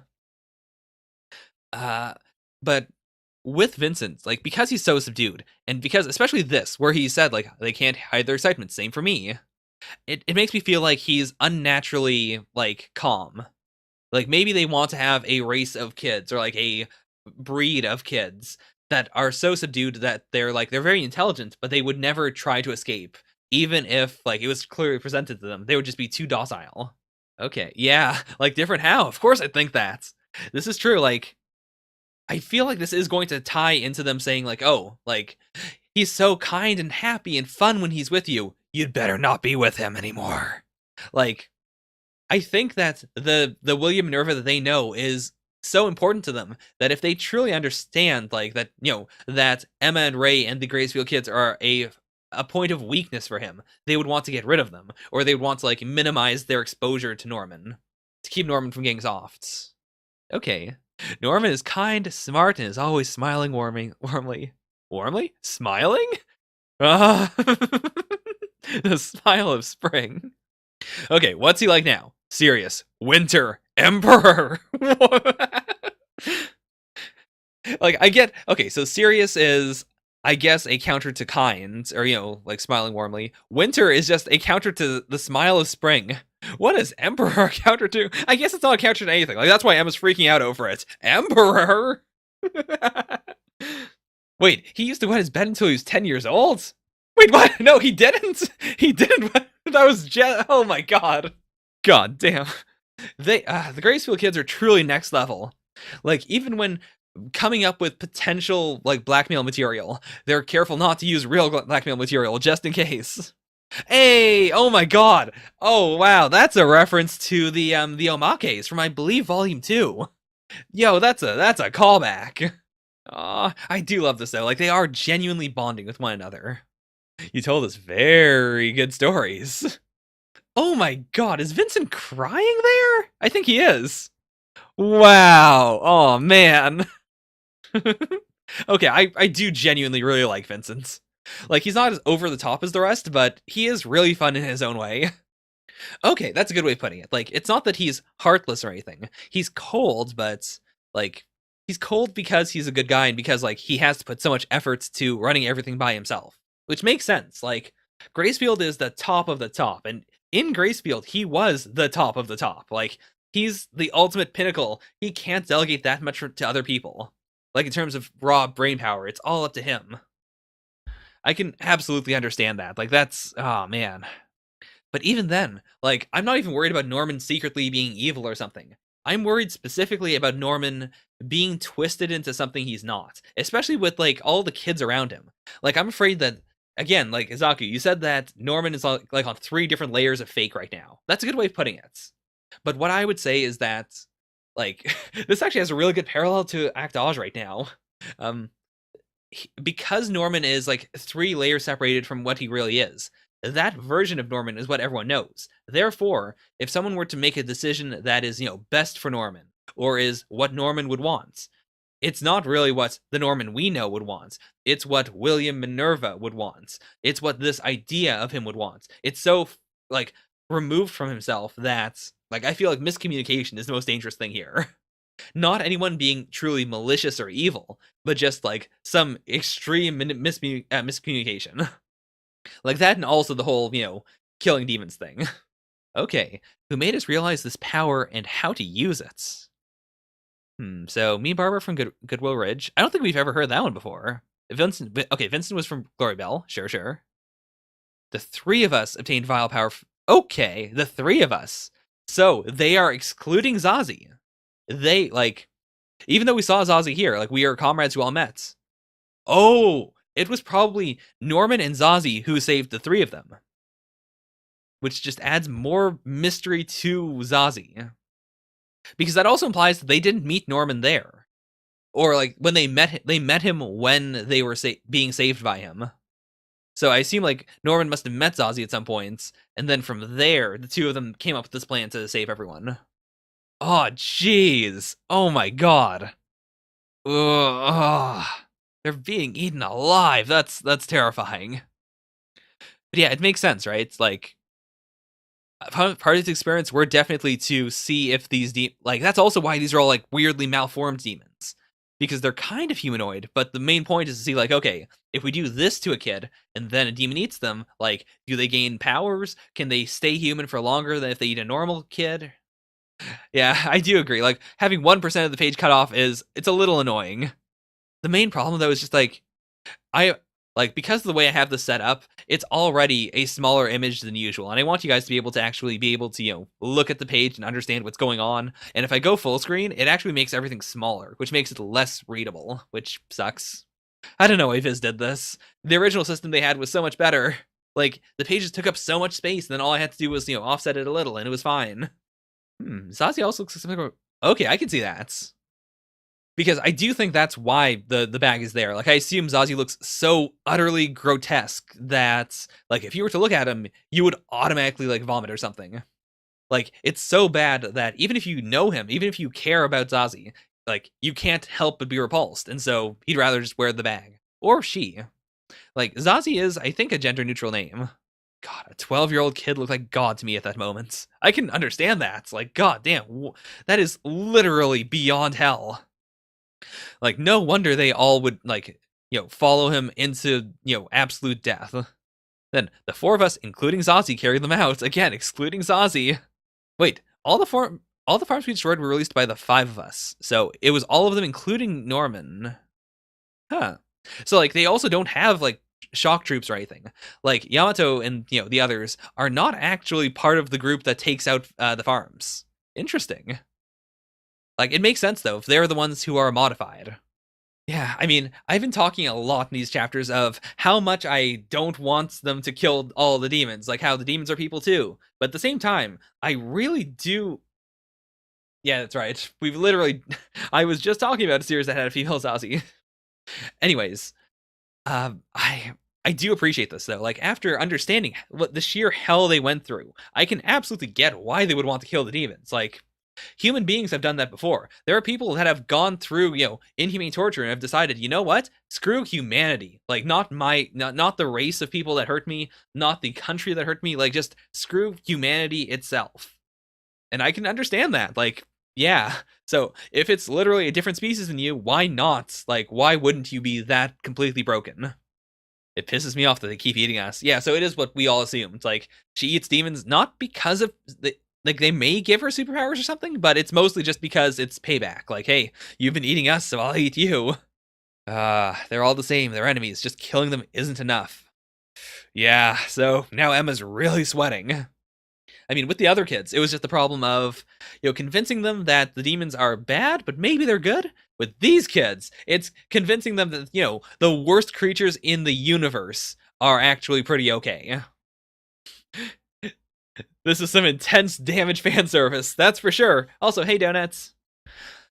Yeah, this is just, this is 4 damages now in the Promised Neverland trying to convince Emma that, hey, Emma, you should really consider some genocide. Yeah. I also do appreciate that, like, it's not just... Wait a minute, is she standing on the table? Oh, she has to be. I thought for a moment that this was just, like, really weirdly drawn. But no, she has to be on the table with, like, 1 foot there, I guess. I do appreciate that, though. Like, it's not a secret. It's not that they're dumb. Like, Emma's clearly sweating. She's clearly uncomfortable. Before, they could have written it off as just, like, clearly we're kind of scary. Sure, whatever. But now that she's acting like that specifically because the demons were brought up, like, you can put 2 and 2 together. Yeah, I think this is going to be the conflict for sure. The conflict of people who have every right in the world to hate demons versus Emma who wants to save everyone, including the demons, even though that's a difficult stance to take. You said you wanted to talk to the boss. It better not be some disgusting talk about changing his plan. Oh boy. Like, I really appreciate how this chapter was written. Like, I know it's not over, but I do want to say that right now. Like, she's gone from a character I was very worried about to a character I genuinely really like. Even though she stands for everything I've been railing against for the last few chapters. I do genuinely really, really like her. Oh my god. Like, the passion, like, oozing out of the page is incredible. Oh my god, this table is so cracked. Oh, it's too late. Everything is fine. There's no change. Wait, boss expedited the plan and started the operation this morning. Like, what do you mean by started the operation? Like, how? Like, because the operation is, to kill all demons. But, like, how do you start it? I mean, haven't they already been starting it by, taking out all the farms? Because I could see it now as being like a race against time. Like, whatever Norman is doing, counteracted by Emma maybe going off on her own to the 7 Walls? Which, to be fair, we don't even know what the 7 Walls are like. We don't know, like, we know that they exist. We know that Emma now knows where they are. But for whatever reason, they haven't tried to go after them. Okay, so that's Norman, that's Ozzy. There's another cloaked figure here that I don't recognize. We received your letter, William Minerva. Okay, I came to officially form an alliance. Let's work together to destroy this world. Okay. Okay, well, those are demons, all right. With let's zoom in. Because like they're all weirdly cracked. Like, you've got the normal or like, the fake eyes, the decoy eyes and the masks, and then the real ones. But like they're all really messed up. And these guys especially look like soldiers of some sort. Like, they've got the, the armored vests. Also, interestingly enough, like, this armored vest kind of has the same, like, it's not exactly the same, but it looks a bit like Zazzy's weapons. So, what kind of alliance... Why can I not zoom out? There we go. What kind of alliance is Norman going to make with the demons? Also, I do appreciate that the chapter hammered in the fact that Zazzy is not connected to the other kids. Like, Norman and Zazzy are basically their own faction. They met up first. Wait a minute. Oh my god, is Zazzy a demon? That would be the other thing, like, if he's not a Norman clone. Because we just said that, like, the kids didn't recognize Zazzy at all. If Zazzy's always had his thing covered this entire time, maybe he is just a demon. That's a possibility. I mean, granted, it would have to be a demon who doesn't have, like, horizontal eyes. That's the main thing, because those are clearly vertical holes. But oh, what if it's like a demon with a weird malformed face? So like one eye is like on the left side, and then one is, you know, like just staring into the bag, and the other hole is just a decoy hole. I am so interested in this now. Because like I thought things were relatively not black and white, but like I thought it was going to be an arc where the main conflict is like we know where the main character is on this. We know where everyone else is. There's a very clear conflict. This just muddied the waters intensely. What in the world is happening? What in the world? Especially because like if it wasn't Norman, I would assume like, oh, maybe they're going to try the Seven Walls. Like maybe that's, but there's no way. Because first of all, these demons seem like incredible outcasts. Secondly, destroy this world. Like the whole point of the Seven Walls, as I understand it, is that they're not going to destroy the world. That would just be rewriting the promise. I mean, maybe these are just like, maybe these are demons that have been like also worked on like at a farm or something. Like if you go all the way back here, there are just like the mindless demons that ate, you know, malformed humans. Like maybe these are like maybe these are the Lambda equivalents, but for demons. Like demons that were operated on to try and see if demons could live without needing human flesh.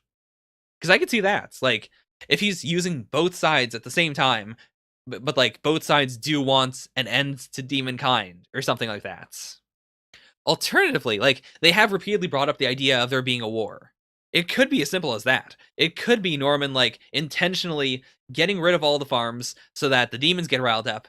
Then he has these demons like attack a specific part of the wall that he knows, or you know, the whatever the separation between the human and demon worlds is. He uses them to start a war. The humans come in. Once the humans come in, the demons counterattack, and through that he destroys the worlds. Like that's a possibility.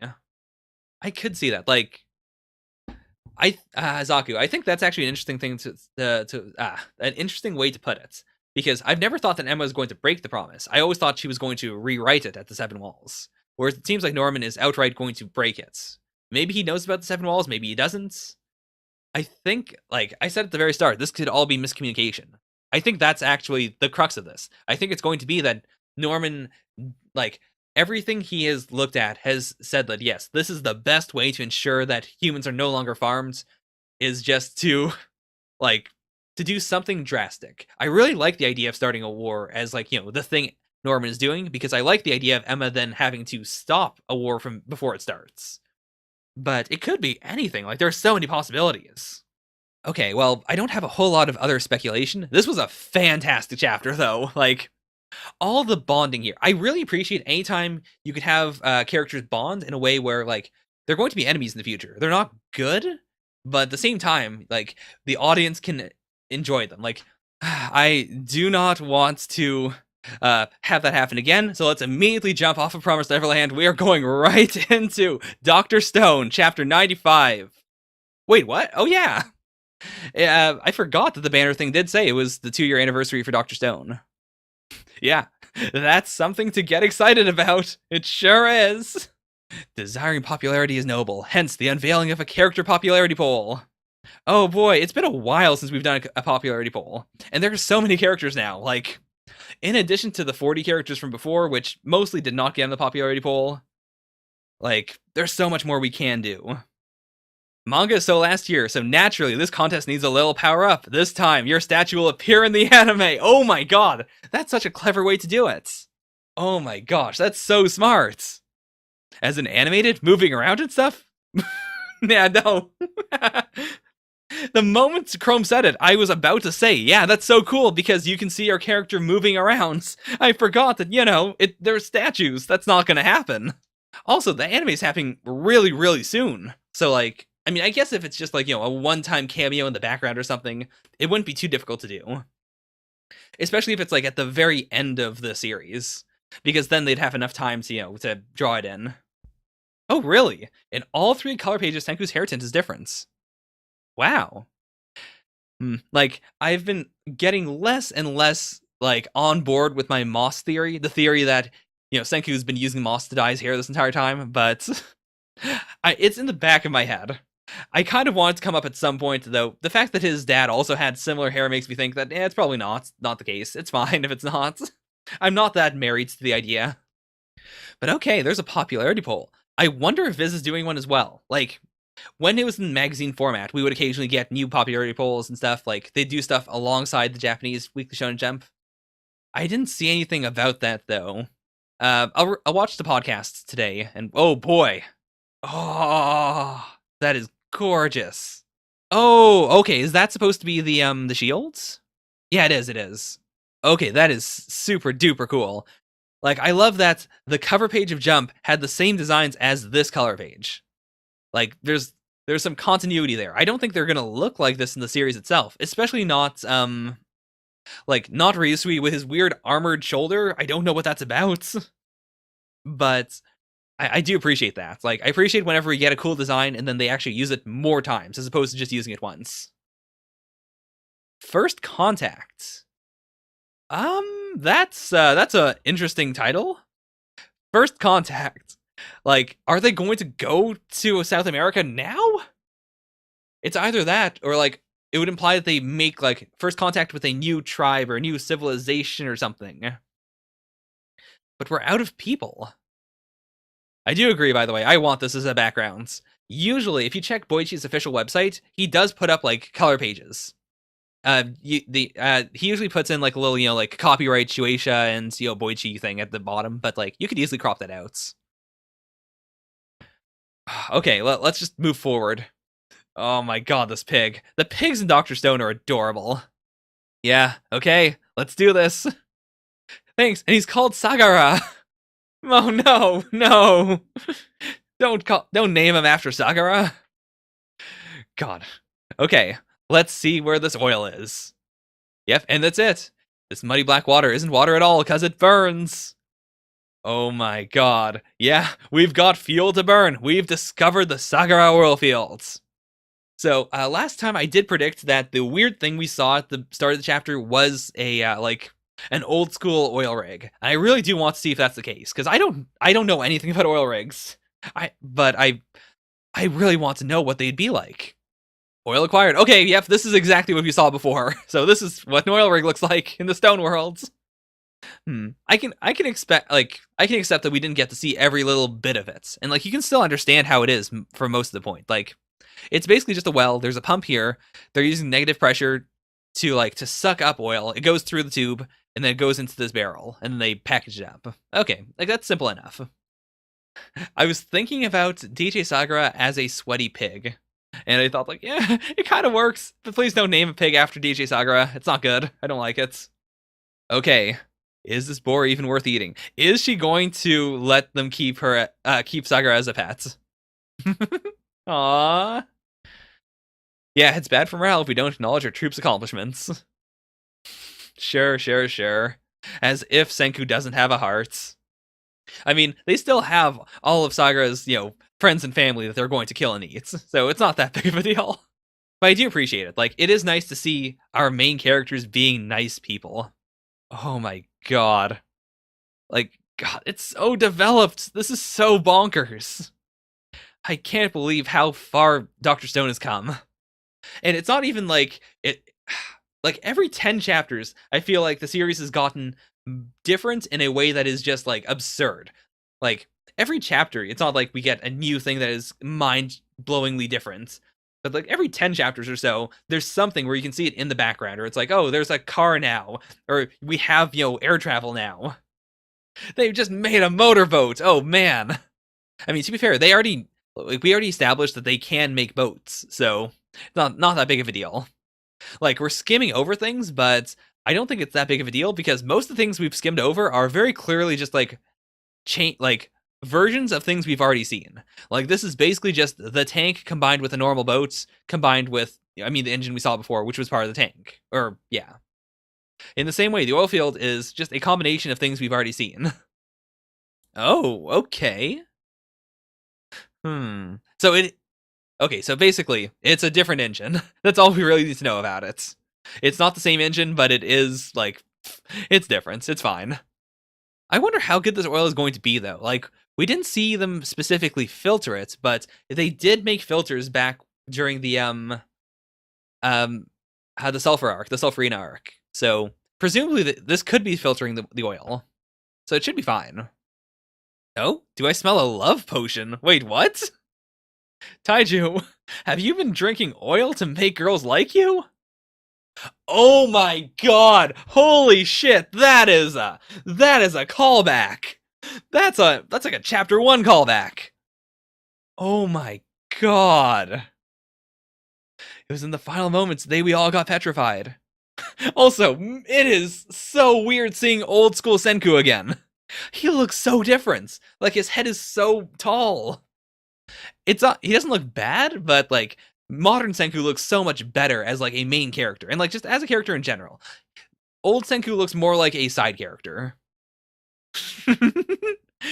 Well, it finally paid off. It paid off 95 chapters later. Aw. You're smelling this without any preconceived notions. So if it smelled the same to you, then okay. Oh, that's a neat way of, of tying it all back in a way that also is like actually beneficial. If it smells the same, that means it's pure. Oh, that's so cool too. I'm surprised they didn't like save it for chapter 100 or something, but I'm glad the Dr. Stone doesn't do that actually. But yeah, the last thing he made back then was some gasoline. Now in the new world, he can finally make gasoline once more. Oh my god. Barely hanging on. Oh my god. They did it! They have a motorboat in the stone world. That is so insane. There's something really cool about the shot too. Like it is clearly photo referenced from an actual shot of the water, which I believe Boichi mentioned this like I think 5 author comments ago when he was talking about going out in the middle of like a rainy typhoon in order to take pictures of the ocean. But like I like it because it feels unlike any other boating shot I've seen in manga. Like it may not be the best in terms of like, you know, raw like drawing stuff on paper with your pen, but I like it because of the aesthetic. Like it's so distinct. Yeah, you literally can't do this when you don't have a motorboat. Or like you can do it if you're using like pure manpower, but like why would you? If you don't know what's out there, you may as well just stay close to land, stay where it's safe. Yeah. 70% of the globe is covered in water. It's one thing to know that, never to see it firsthand. I love that we didn't get that from the sailor. We got it from the person who was actually on a on a submarine in the past. Like he has actual like real world experience about it in a like lonely, dark-ish way. I like that he was the one who got to say that line. But yeah, like just in a few minutes, they were able to get that far out, and they have to go much, much, much, much, much, much further if they want to go to South America. Okay, I mean, there's no better way to see if it's going to work than to just make sure it works. Wait, what? Wait, what? I thought he was going to say, like, you know, we're going to make a beefed up sections or something. No, we're making GPS. We're making a GPS. Yeah. I mean, how? Oh, okay. Oh my god. Because, yeah, that does make sense. Like, they have radio already. So if they make a super powerful radio that can extend all the way out to South America, then they should have, like, they should be able to use it to get an idea of, like, where they are in relation to it the entire time. Like, it's not as good as, oh, they could just make 2 of them, right? Like, triangulation is much better in terms of figuring out exactly where you are. And I was gonna say, like, they can't do it with just one, but they could just make a second one, and that'd be fine. It sounds kind of insane to think that you can have a radio signal that goes that far, but I've been, this is a really weird cuts. Report of the Week. The guy on YouTube that does food reviews also does a radio show called Voice of the Report of the Week. And he's super into, like, shortwave radio. So from him, I learned that shortwave radio can go insanely far. Like, you can have a transmitter in America and send signals that are, like, really, really good all the way out to, like, Japan or China. And it'll be fine. Like, it'll be a bit messy sometimes, but, like, you can do it on the budget of a high schooler. In, like, right now. It's absolutely insane to think that you can do that. You can communicate with people all the way across the world without using the internet, without using, like, you know, like, the internet, obviously, that's super easy. But just by using normal radio waves. Like, that is so crazy. Okay. Just keep spinning the antenna around. I also appreciate that. Like, I do appreciate that in Dr. Stone, we always have a mix of, like, technology with real manual labor. It keeps the series from feeling too automated or too soulless. Like, everyone's always got to have that moment of hard, painful labor. It's been so long since we've seen Senku's ex. I mean, I remember that her name was Ruri, but I like the name Senku's ex much better. Oh no! Oh no! Are they going to invent NTR finally in chapter 95? Why don't you do the talking, Ruri? Girls are allowed to make the first move too.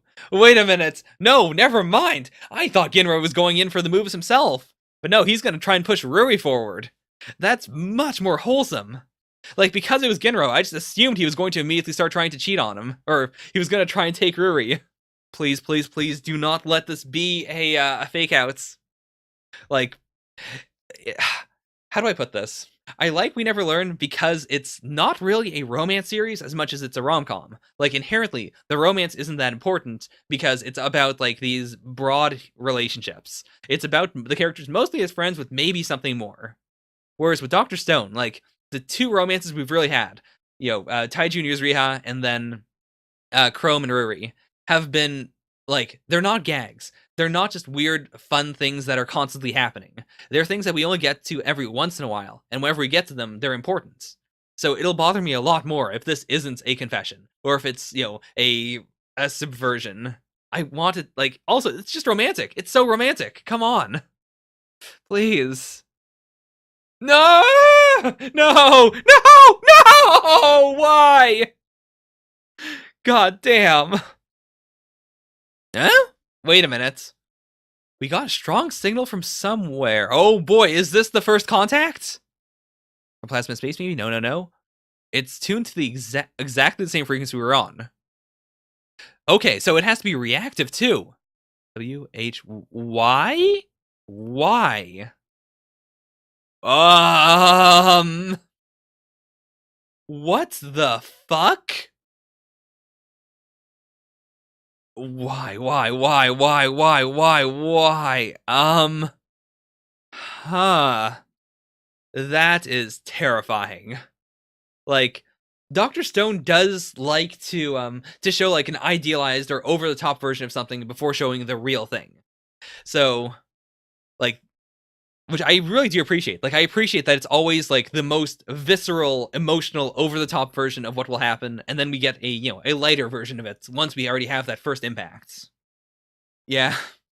I do still like Chrome a lot. I honestly dislike Ruri the most. Like, with Chrome, at the very least, he has something else there that makes me like him. Like, apart from all the relationship stuff, like, at that point, like, I get it. He's with his friends, he's with his bros. I can appreciate the idea that he hasn't confessed to Ruri just because there are other things he likes more. That's fine.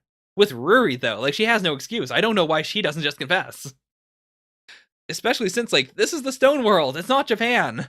Guys can confess to girls. Girls can confess to guys. It's fine. But yeah, this is the last page, right? Yeah.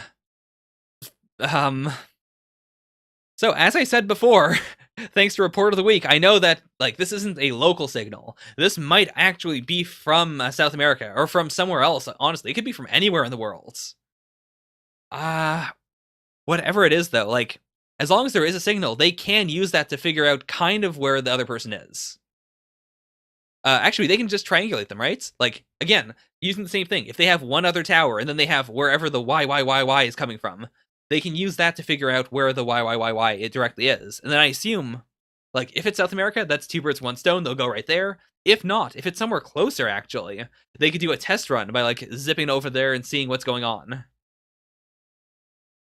As for the actual Y, I think the reason they're saying Y is probably because this might be a group of survivors, or not survivors, but, like, something else like Ishigami Village, where like, not like, how do I put this? It's probably like another just small settlement, and they've also been developing technology, which is what I've wanted. Like, after Tsukasa, I feel like the next big thing, if we're going to do a big enemy or something, has got to be people who are using science, but for purposes that are not great, or for incompatible purposes compared to the Kingdom of Science. In which case, I assume they're probably using the radio for something else, like, to track each other. And so the reason they're typing out Y is because, like, Senku's test here is interfering with their signals. That is, I'm so curious now. Like, this changes everything. Like, This is an entirely new dynamic for the series, potentially. Oh boy. Also, so overall, good chapter, really fun, a little faster than I anticipated, but I'm okay with it. Like, as excited as I was, I don't think I would have been happier if we'd gotten the extra 2 pages explaining, like, hey, this is how you build an oil rig. Because this 1 page is enough, honestly. Especially because, like, if I were a kid, if I had Shonen Jump out, and if I didn't know, like, the basics of this, I would have definitely sat down for a lot longer to think, like, okay, so that's a pump. This is, like, some sort of generator. Like, it's so detailed. Like, it's so detailed that you don't need to spend more time explaining it, which I appreciate. And I feel like if the anime wants to, the anime could flesh it out, depending on how it goes. Overall, this is everything I've wanted in Dr. Stone. Like, we had developments, everything except for the romance. That's the one thing I don't like. And in general, I just don't care for it. I'm okay with Taiju and Yuzuriha now, just because they're side characters. Like, I don't care that much about them, so it doesn't make me mad to see that they haven't gotten together. But, it is the one downer with the series. Like, I don't even want it to be a explosive, great romance that takes up a lot of space. I'd be happy if they just, admitted that they liked each other and then just did stuff off screen. That'd be fine to me, honestly. It's just specifically the fact that Itagaki-sensei is like, no, we need to bring up the romance, and then we have to make sure that nothing happens. That's what I find truly infuriating. Because it's not even something where I can say, like, it's at least development of them as friends, because there's no development. Nothing is happening. God damn it, Lemem. Also, that is actually an interesting idea. Like, is it the person... That said, I can't imagine that the person who created the stonification would still be around. Like, why would they be around thousands of years later? Also, if they were going to be around for a long time, why would they come back now? Like, that's the big question. So I feel like it can't be that. It might be like maybe the descendants of those people.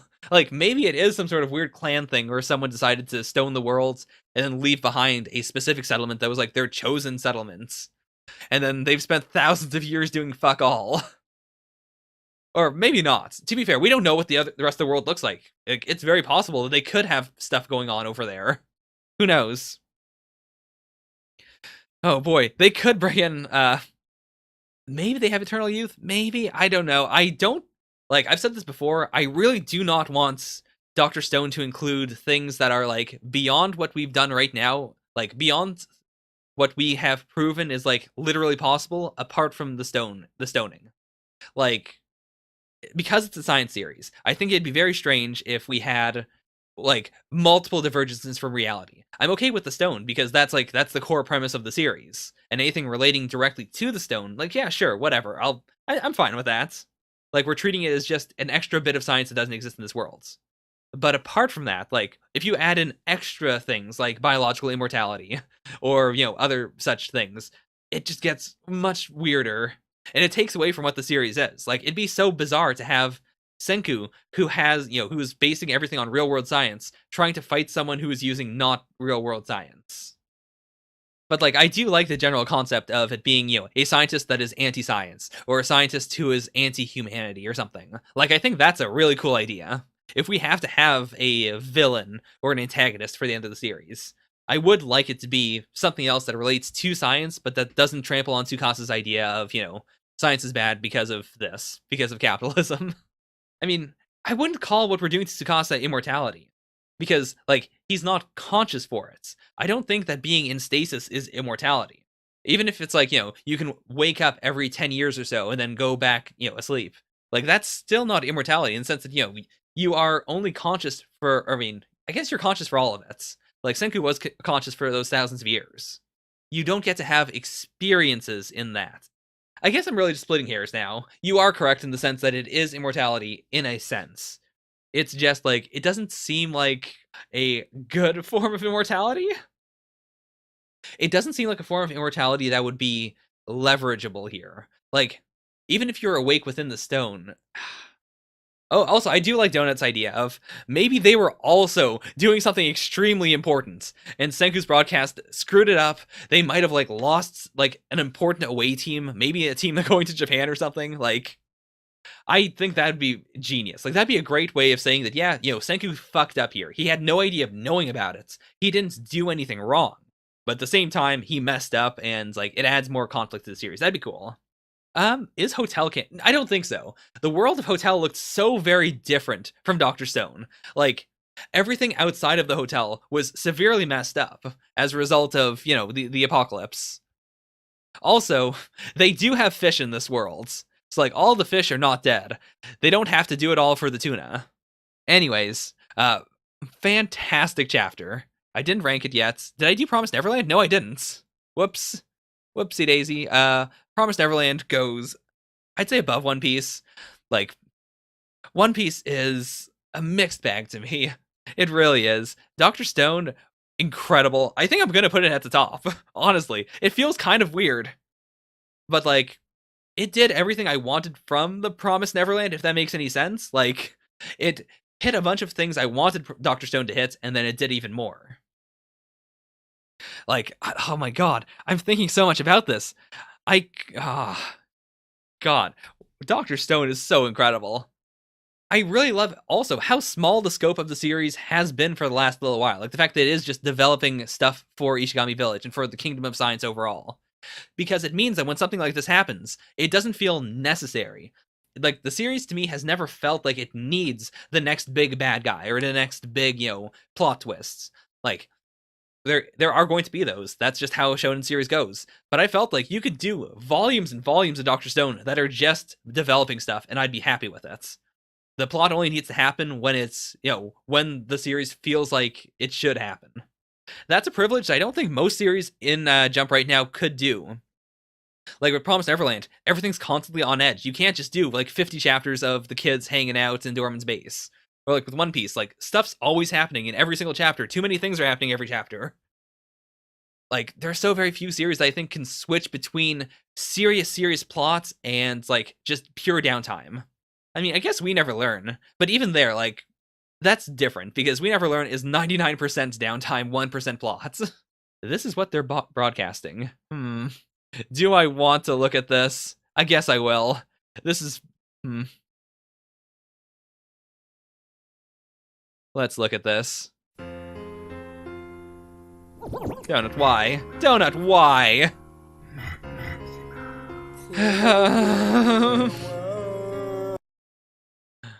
Oh boy. Why? Well, that's Dr. Stone, all right. Let's hit up those author comments. Every single time I click on comments because I think author comments, but no, author comments are not in the comment area. These are just comments made by Urian. No, you have to go to the blog, and then from the blog you have to go to Mangaka Musings, and then those are the author comments. Oh boy. I can't believe it's been 2 years. Like, not since just, the start of Dr. Stone, but since that big 6 things starting in Jump all at the same time thing. Like, just like how I keep forgetting what else Promised Neverland launched with. I know it launched with some other series. Like, it's mind-blowing to me to think that it's been going on all this time, because it feels like such a classic to me. It really does. Like, it's not that I can't imagine Jump without Dr. Stone, but just like, it's such a pillar of stone of it's a pillar of stone of Jump to me. A new volume comes out. Oh, okay. There'll be a regular. Okay, yeah. Posca did talk about this last week as well.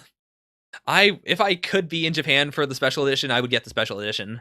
I don't think we ever get special editions in English.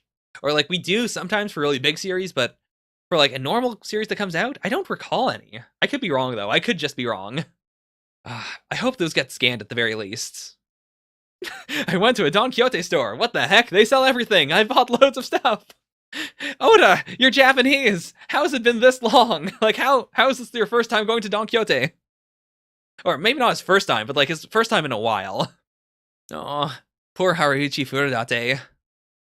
Has Haikyuu been going on a lot of breaks or something as of late? I haven't heard anyone talk about it, but like, to be fair, I stay away from Haikyuu talk just because, I don't want to be spoiled if I end up checking it out at some points. I've always thought that he was like really passionate though. My assistants gave my wife and me a thank you letter and fancy nail clippers. What? I should be thanking you. Oh god, Yuki Tabata is the cutest. Also, I wish Yuki Tabata's wife just did a podcast that was just talking about the chapters. Because this chapter specifically involves her self-insert in a really cool way. I want to know, like, does that relate to her in real life at all? Is this some meta commentary? Does she think it's just real cool? I was going to sneeze, but there was a person in front of me, so I turned around, but there was a person behind me too! Sorry! What pure darkness.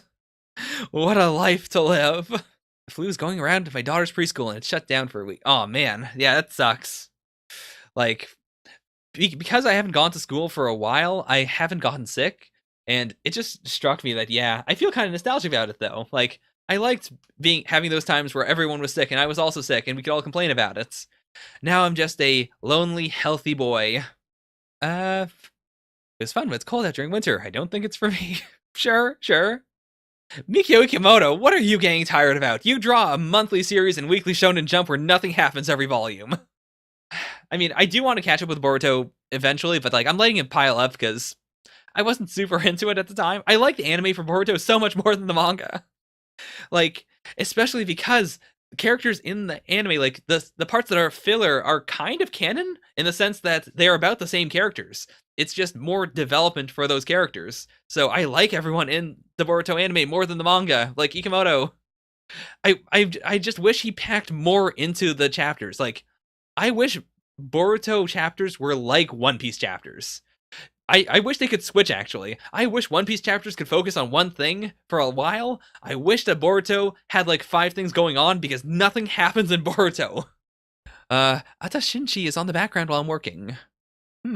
Oh, is that like a cooking show or something?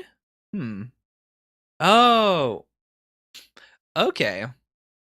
I can't get over all these super simplistic, like, super popular, like, anime that just does not get popular in America at all, because no one cares about them.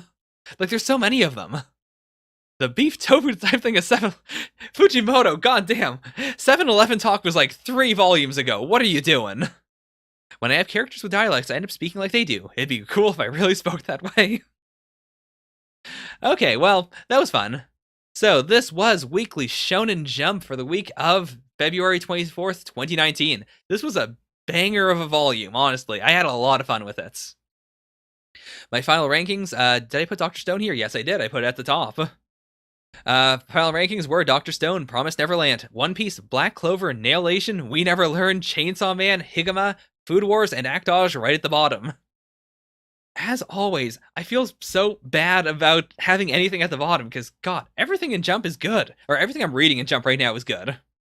I've been thinking about checking out, like, you know, maybe Haikyuu. Maybe I'll go over to the other reader and check out Hinamaru Zumo or something. But there's so much. Like, my gosh. I can't imagine how incredible Jump is as a thing that you get in the mail every single week. Because the digital version is getting better and better constantly. I mean, we've lost the magazine stuff, and I do hate that. I wish we could have, like, at least some things from that. Like, there's no character poll, as far as I know. I'll check the comment section, actually. Like, did we get a Dr. Stone character poll along with the Japanese one? I don't think so. Yeah, I guess not. That sucks, though. Like, that was what I really enjoyed the feeling of having it be, like, a magazine, of having connective tissue that ties it all together.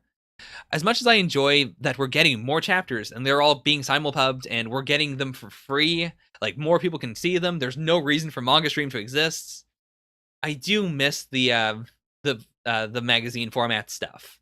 But if we have to sacrifice that for what we have right now, I'm more than happy with it. They do look like the Gokaiger logo, actually, except instead of rockets, it'd be keys, right? Like, let's quickly check that. I'm pretty sure it is. Yeah, it is. God. Also, I like them so much because if you look very carefully at them, the skulls are, like, set, like, they're not exactly the same distance from the Kingdom of Science logo each time. Like, the Kingdom of Science logo looks even that looks different each time. Like, see, there's more, like, gray here than it is over here. It makes it feel more, like, hand-drawn or handmade. Like, I'm sure that it's Boichi... Oh, or, like, even on this one, you can see the base that they have on the tower in the village. Whereas, like, on these ones, they don't use the base at all. I think that's so cool. Like, it just makes it feel more handmade, which is I think that's what I love about Boichi's arts. It's that it has a powerful mix of like things that are heavily photo referenced and then things that are also clearly hand drawn, super distinct. It's great. Anyways, that was Weekly Shonen Jump. Thank you guys so much for watching. Thanks for sticking around for this. I know how awful it is to sit through all of my disconnects. Let's check out Donut's My Hero Academia stream sometime soon, eventually, because I'm so excited to see what he's going to think of it. Anything. Anyways, thank you guys so much. Bye for now. Nya nya.